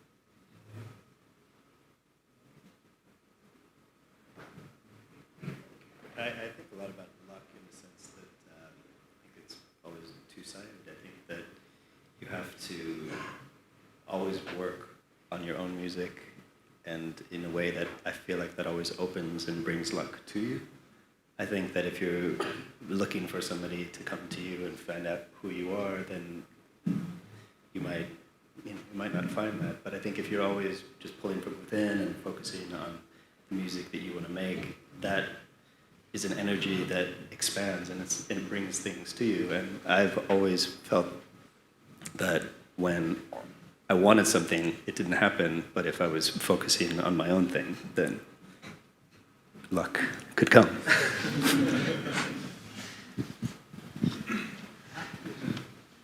Thank you. I agree totally to what you both said. And I think, luck is like a bird.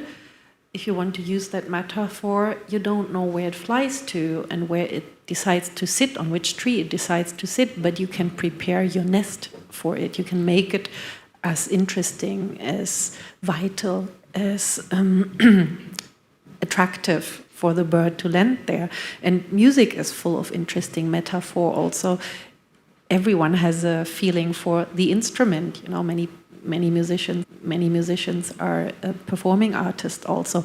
And if you prepare, if you look at yourself, your mental and your artistic apparatus as an instrument that is finely tuned, and you listen to it and you recognize what your strengths are, like for example, just someone like Jessie Norman got famous not only because she has a wonderful voice, because she was active at a time when certain socio-political, cultural issues were of vital relevance. And this is the element that adds to it. So, from experience.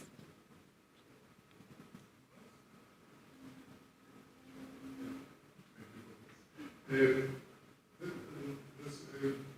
was also with what David and Kiel was saying, that composing music is really a solitary job.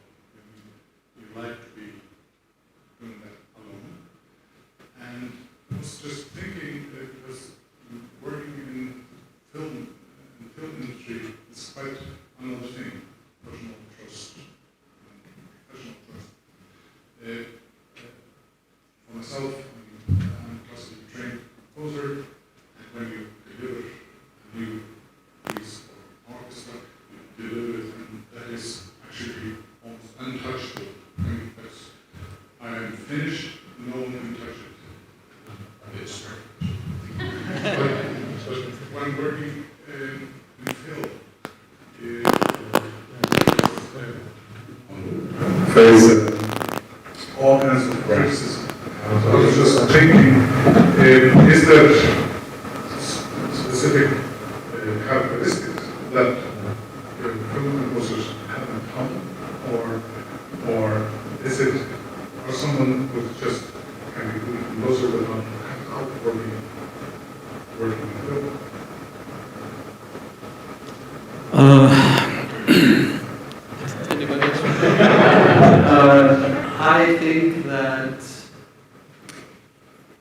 I think that's a really good point, actually, because I think that, it was, again, to reference David and Benedict's conversation, it's such a special, unique situation that they have, where, there's trust is there, they see eye to eye, there's and it's sort of the dream relationship you want to have as a composer with a director. And then, I have worked, as I mentioned before, in these big, massive productions where there really isn't anything personal about it, and you have to, as the British say, be able to kill your darlings. That's the first thing you have to be able to do. And it's not easy, especially in the beginning, because they're your darlings, because you love them and you gave them life, but that's just sort of in that production, in the industry side of filmmaking, that's something that's very important. And in that side of it too, there's this kind of, I don't know, people skill set. That's such a broad term, but it's really important to be able to get along with a bunch of people, and some would say salesmanship is incredibly important, and not selling yourself, but selling your ideas to the director. And it's basically, because somebody's going to have to make the choice, not make the decision. There's a million valid ways to do it, and you have to be able to stay with conviction. I know it's supposed to be like this, or however you put it, but somehow with conviction you convince them that my way is correct. And because otherwise you're going to have a horrible time for 3 months rewriting your theme 100 times. I've done it many times. So, I mean, and yes, I don't think everybody's cut out for that. I really don't. I think that some people really, whichever one of these aspects that doesn't appeal to them, and it's like, I often say to people, it's like Hollywood is the job of a film composer in Hollywood is you're a politician, you're a psychologist, you're a salesman, you're a businessman, and also preferably a pretty good composer. So absolutely. Well, first and latest.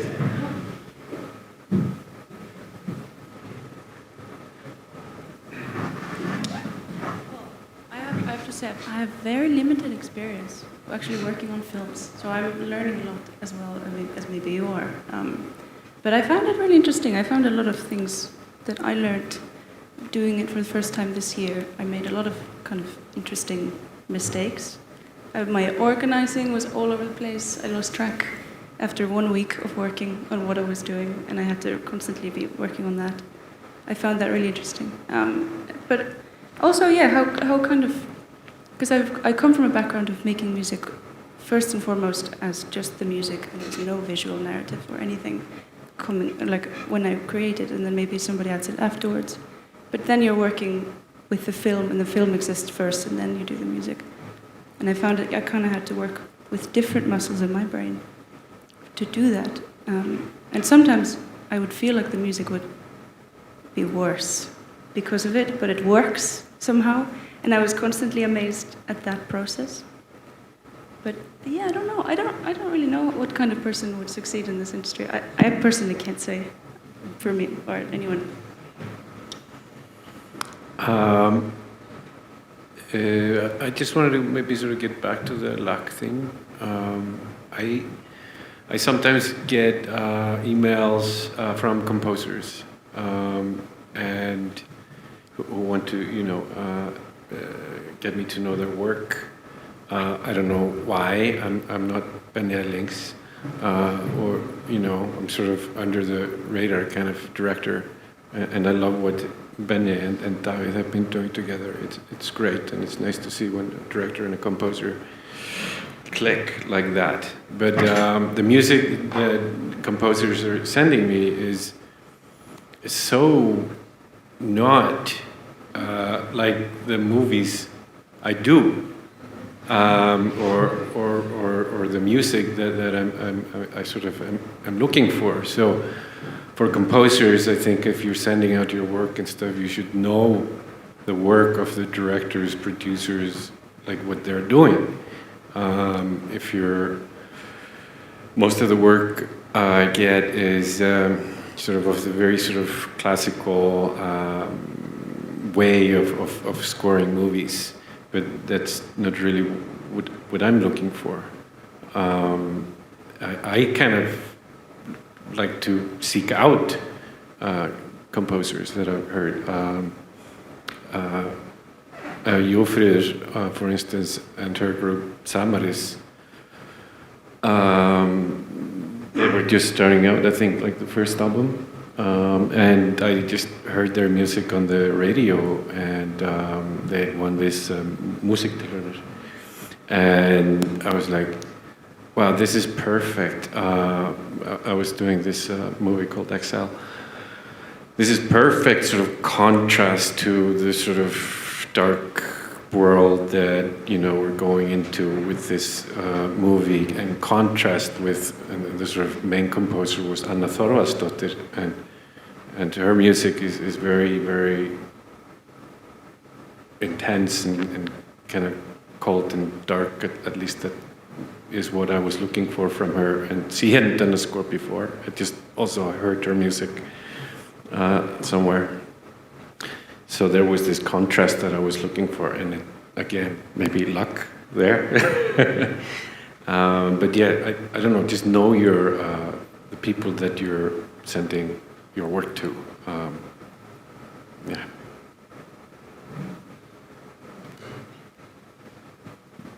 I'll try to make it quick. There's so many factors, but I think first and foremost, only from noticing from the composers I work with, it's something they share. They are, in a way, they're cultural analysts. First of all, they are very good readers, because with the music you respond to a piece of literature, primarily a book or the adaptation of a book, a screenplay.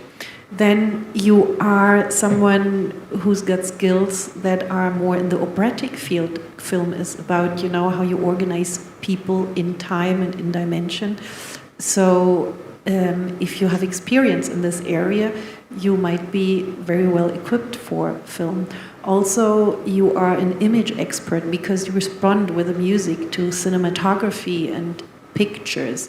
So you combine various trades, and you can improve these skills if you go and look to these trades. I noticed that many composers I work with are deeply involved, or they get their stimulus from going to the movies, to the opera, to look at literature. I often ask people when we enter a first conversation, what book are you reading right now, and why are you reading?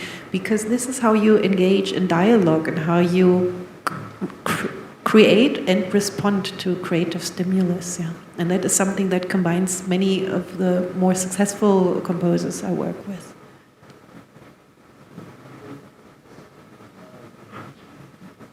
Yeah, I think that artists who get into filmmaking can be complicated, because when you're working on your art, there's no narrative, there's no visuals, and so you take so much time to articulate what it is you want to do as your own expression. And then when a film comes along, it's actually this really big collaborative process. And I've seen friends get crushed very quickly because the critique of their work is something they're not used to, and it just crushes their confidence, because they'll spend so much time as you would as an artist to craft something, and then it's one email, it's, I'm not crying yet, and yeah, so it's you have to, and what I've sort of learned is that in order to maintain my own sort of artist soul and be a part of the filmmaking process is to learn that it's a bit like speaking a new language. You have to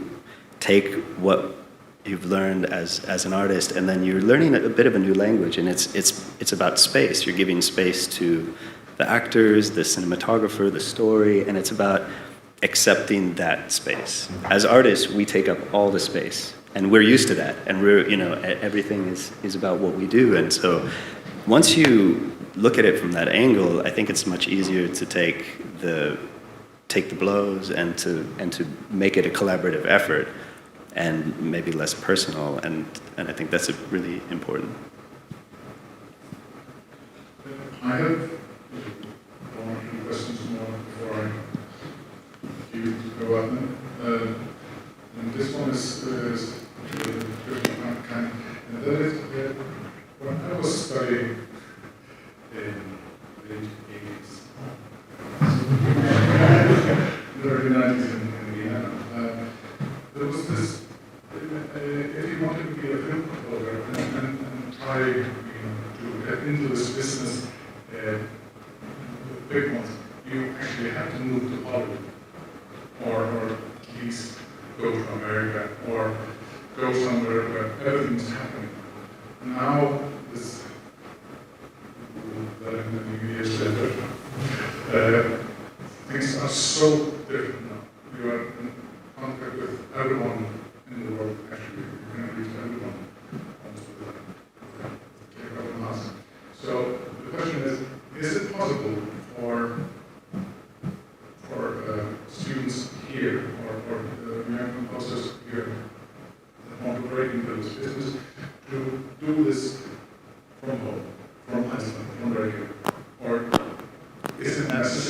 to go out in the world? Well, for myself, I think absolutely. I mean, I think that that's the beauty of the way communication is now, is that you can find things, and I think directors more than anyone want to find something. They want to discover something and find something the way you discovered her music. It's when you find something special that's not in Hollywood, it actually maybe it has more meaning for you as a filmmaker. And when I was starting, I was living in a small town in Italy of 30,000 people. So when I was making my music there, and that's when I released my record and then worked on Marie Antoinette. I was in a tiny little village. So, yeah.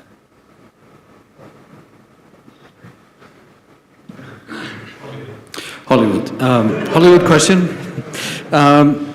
Well, I think that increasingly directors don't want film music in their films. Meaning that, it's just kind of tired, the Hollywood sound, We all can probably agree on that. And I think, the studios are like, no, you have to get John Williams. And the director's like, I don't want John Williams. I want Dustin, And I think there's been a real shift in the last 10 to 20 years, maybe, where more and more people are coming in as artists. Like you came in, and a lot of Hauska, a lot of people are coming in like that. And it's, maybe the depressing thing for people like me who came in through the system is that they seem to be at least as good as we are, if not better, even when they do their first film. But seriously speaking, I think, Árni Egilsson, the Icelandic bassist who used to play on hundreds of Hollywood scores, said to me when I first moved to LA, he's like, Atli, you have to be a composer first before you're a film composer. And,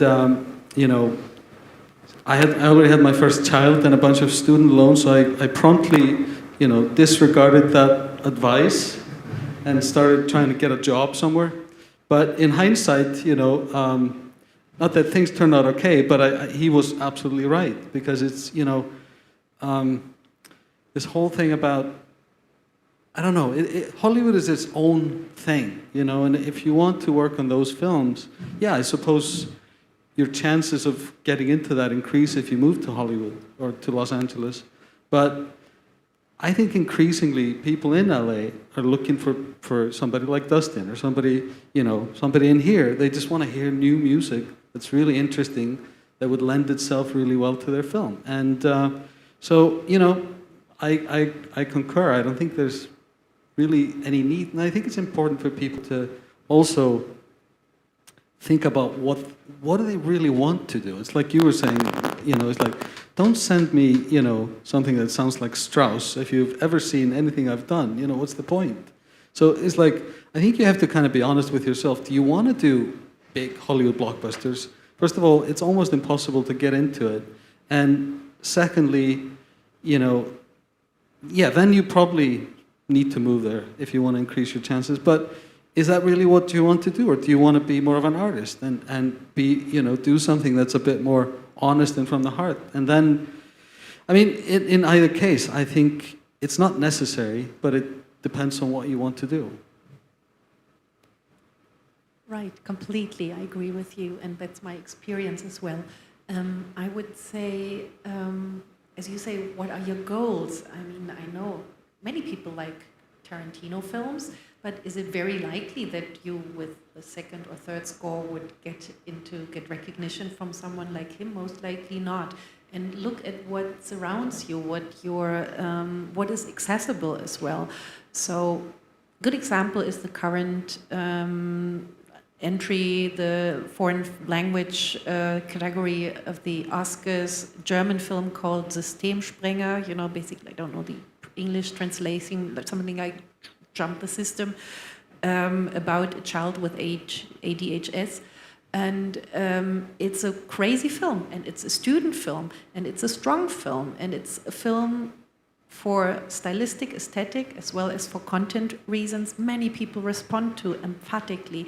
And the film will make its way. It will become a big success. I'm pretty sure it's on its way already. So if you are good at something specific and you have the chance to bring that into a strong piece of art, independent film, art house movie from your very region or neighboring region, then there are good chances that the accumulation of talent will take it to the next level, and Hollywood or who else will recognize that. So I think that's the more natural and promising way. And the other one can be a bit blurring also, can be blur your vision very much and put you on the wrong track, and you lose a lot of energy and time and risk a lot of frustration.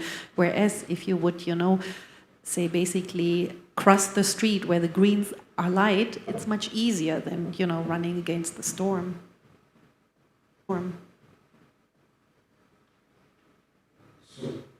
thank you. Any questions?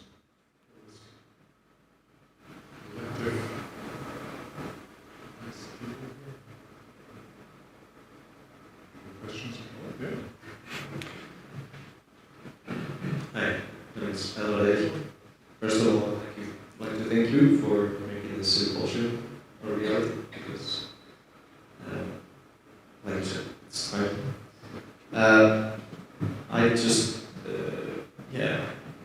I'd really like to continue the discussion of up-and-coming composers, artists that want to break into the film industry. Because I agree with the industry shifting from being a film composer to being first and foremost a composer and an artist, and I think directors are really looking for that. But I feel like so many students and upcoming composers, they just don't know how to prepare themselves, almost like shifting over to the film industry. Are there any tips and tricks you can share of how to prepare?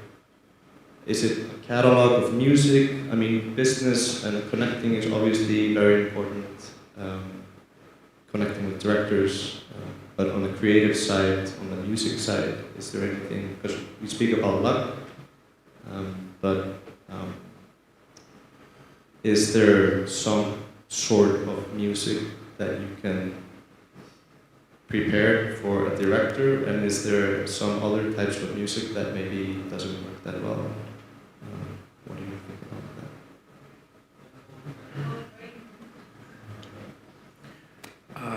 Sort of what I was saying before is that you just, and this is the old story, find your own voice. Find what is uniquely yours. And if you hear that and it clicks with someone, because it will, if it is unique and if it is yours, then you will find a soul brother, a soul sister, whatever. I mean, that's, like I told you about the music that I've been getting. It is very much in that old, school of film composing and or TV composing. You have the sting for exciting. You have the sting for sorrow. You have the sting for melancholy. And they're all sort of pretty much the same. I mean, I think we're all sort of looking for something that's unique and sort of stands out.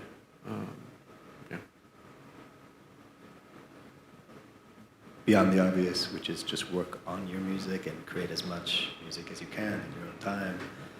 I think it's really important to spend time and surround yourself with people that you admire and people that are you can learn from, people that know more than you. And there's so many times when I've just been able to see a recording session or spend time with a great player and learn about the instrument. And those are so many things that I think just help you get closer to what it is that you want to do. And because everything, all roads are actually pretty small, and there's so many people are connected, and so many great players are connected to great composers, which then are connected to directors, and it's, I think, instead of like looking at the energy of you know, how can I get from here to there in the fastest way, it's about the learning, you know, you have to enjoy the process.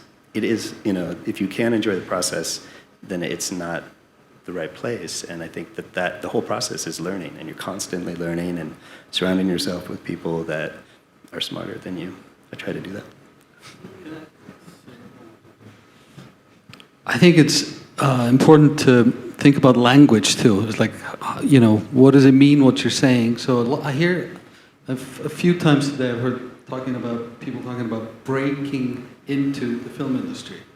So if you just think about what that means, you know, it's like, it's violent. It's like, you know, it's like this glass or whatever material it is that you need to break down to get into. And I just wonder if that's the way to do it, you know? And I mean, it sounds easy for someone who is inside and broke in, because I actually did. I broke in. I broke down doors to get to, and I often wonder, was that really the best way to get there, you know? So I just, you know, just the thought that, you know, maybe it's about, you know, what kind of movies do you love? Which composers do you love? What part of your art do you love? Like, instead of breaking something, maybe try to align yourself with something. There's always these, you know, arcs in culture that, you know, we're a part of in one way or another, you know, and I'm sure what you're writing it's in line with something that somebody out there is thinking about, you know, so maybe aligning yourself with the film industry would be more beneficial than breaking into it. Absolutely, and also I try to think, I mean, I understand the urge, the need, what can I do, how can I, you know, enter that world. I ask myself also, how can I improve, you know, is it gonna collapse next year or in a year's time? We all ask ourselves that, successful or not successful.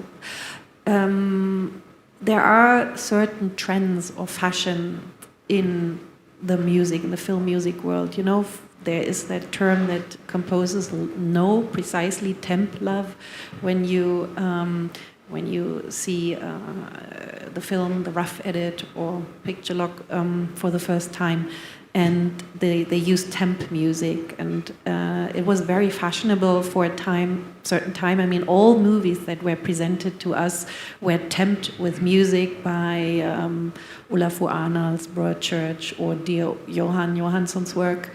And nowadays it will be Hildur, which is good for the women in the business in particular.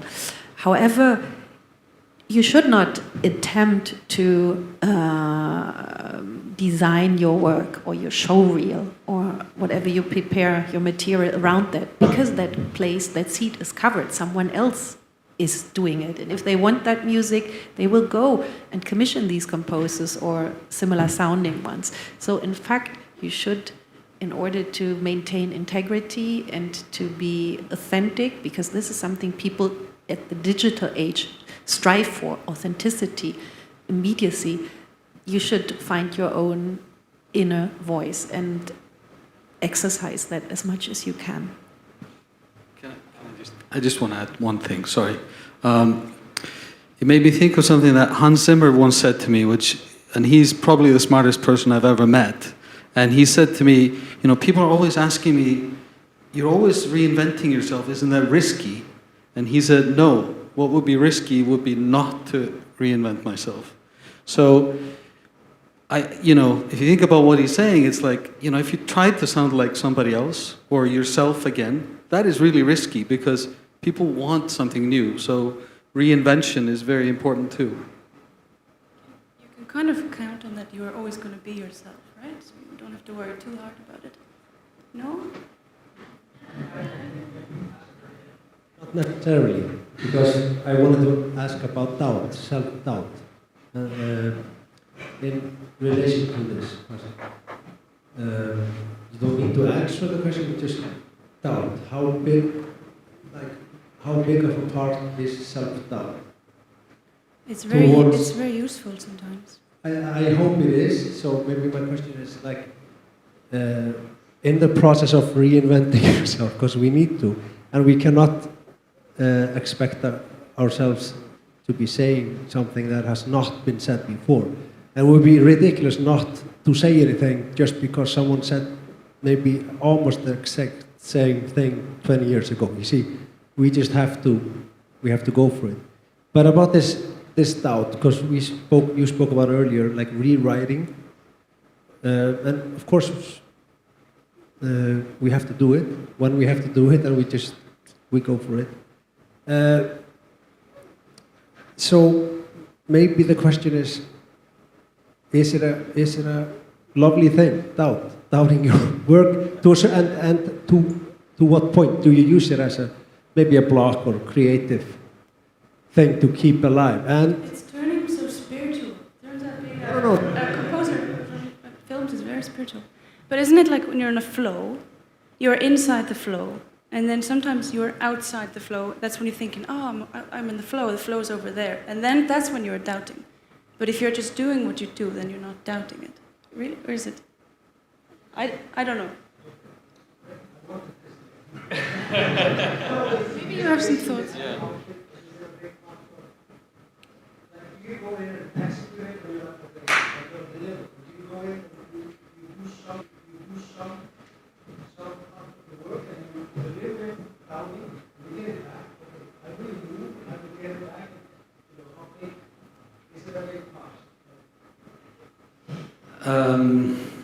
Let me ask you this, David. Do you have more or less self-doubt now than you did when you were 20?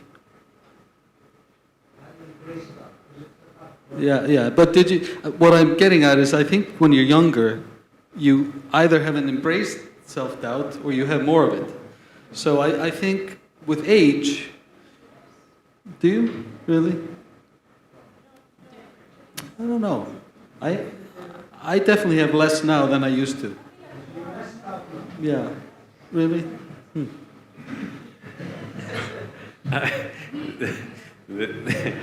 I don't know. For me, it increases the doubt as I work more in this. Does Alexa have doubt? I don't think Alexa has doubt. It's just human to have doubt. So I think that definitely must be a part of the process. One thing that I'm trying to do is every piece of music that I start, even though I know it's probably not going to work with the film, if it starts, I try not to cut it off. Because I also realize that everything that you do, and this has happened so many times, I'll write a piece of music and it will be completely wrong for the film, and it will end up being the main part of the next film, and they will love it. And so I think the idea is to just write with how you write for yourself. Just stay in the flow and just let it come out, regardless of whether it's going to work, because it's going to be a process. The filmmakers, when they get an edit, they have no idea what their film is going to be until it's finished, and it will change so many times, and you're going to go through that process with them, and they're going to be doubting, and then they'll get it back on track. And the edits, you can do so much with just an edit. So the musical journey in that is about doubt, essentially, to get to a place where then it feels good. But everybody has to go into it just in the flow and just knowing that things will work, things won't. But I always try to never stop the process in the moment and just let it, just write the music and then keep it for myself, for something else, Thank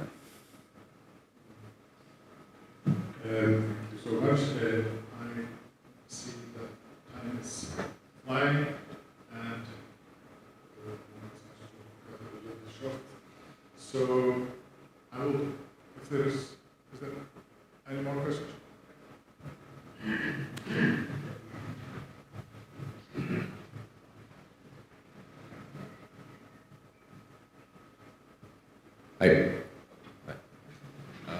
I'm curious as to whether anyone has any advice or something to say to a hypothetical composer that has no degree in music or any education to show visible, also has not made a name for themselves or promote it, or has actually no will to do so to promote it. Anyway, I heard he's working for film, just was a bit, not a possibility. When the gods want to punish you, they will give you what you want.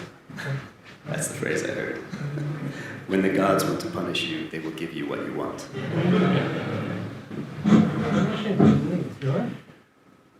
Yeah. What was the question? So the advice, whether a willingness to promote yourself and be known. Yeah. No, I don't think so at all. I really don't. I think, the whole, 90% of the things that we're talking about, nobody really knows the exact answer to it. It's like, should I do this? Should I do that? Nobody knows. I think, there's a theme, there's kind of a consensus, I think, on stage here that just you have to be true to yourself and your own creative voice. And beyond that, there's actually curiously little that you can do to determine the rest. We talked about luck. Yeah, you can go to all the right parties and meet the right people. But maybe you're just better off sitting at home and, posting something on Facebook or something. Who knows? I don't think it's, I think nobody knows how your art and your creativity will get to where it needs to go. So let's assume that you have a talent, your work has a particular sound, a quality, a particular style, it hits a certain note. But from what I understood, you don't have the qualifications, the degrees, the credits, etc., etc. So I would say I'm an atheist, but if I were to believe in a God, I would wish to believe in a God who is a playful creator rather than a punishing God. So be playful and creative. For example, there was a composer who had a strong voice but no credits and no qualifications of whatsoever. So he would say, this is my music, I put it out online, rights free. I invite you, video artists, animation designers, to use it, to do something with it, do with it what you like, and see what comes back to you. Because suddenly someone may respond to it, and there may be a little first credit, like a mini film credit, or stuff like that. Be playful, be creative, look at other people you assume have been there where you are right now, and check how they did it, by what means, and with what ideas they came up with from an agent's point of view.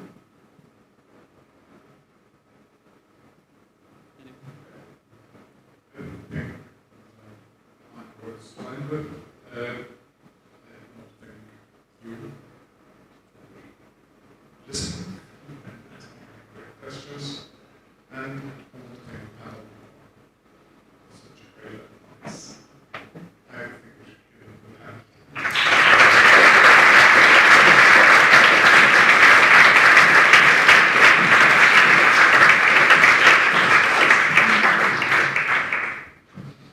So we've come to an end of, I think, a great afternoon. On behalf of STEF, the Icelandic Music Information Center, the Icelandic Music Export Office, and RIF, I would like to thank you so much for coming today. I hope you got something out of this. Please enjoy the rest of RIF. I think we're just in the middle of this festival. I hope you get to go to as many events as possible. Just on a final note, I wanted to tell you that we are going to have the 6th of November together with the Icelandic Music Export Office, we're going to have workshops with the music supervisors, which are centered around already recorded and released music, how to get your music into film and TV through music supervisors. A bit different focus, but still kind of a similar sphere. So we are open for registrations. We will then handpick from the registrations people to attend. And you can apply through sending email to info@stef. There's further information on STEF's Facebook site. Also, I wanted to mention that the 22nd of October, we will also host an event on theatrical music, as we have just concluded new agreements with the two biggest theaters in Iceland, both on pre-existing music and on, no, you don't call it score. What do you call it when in English when you write commission music, you could say, for theatrical pieces. So if you're interested in that, you should take further information on our Facebook site. Just on my final note is then of course, when you have composed this beautiful music and you have scored it, or if it is a score music or if it is a pre-existing music, please don't forget to register it at STEF, so you will then get paid for it. And if you are a producer and a director, please don't forget to actually turn in your cue sheet so we can do the matching and actually pay the composers for the performance of the music. So sorry to end it on a very practical note, but thank you all so much for coming, and special thank you to Annette, our keynote speaker, and all the rest that contributed to this day. Thank you so much.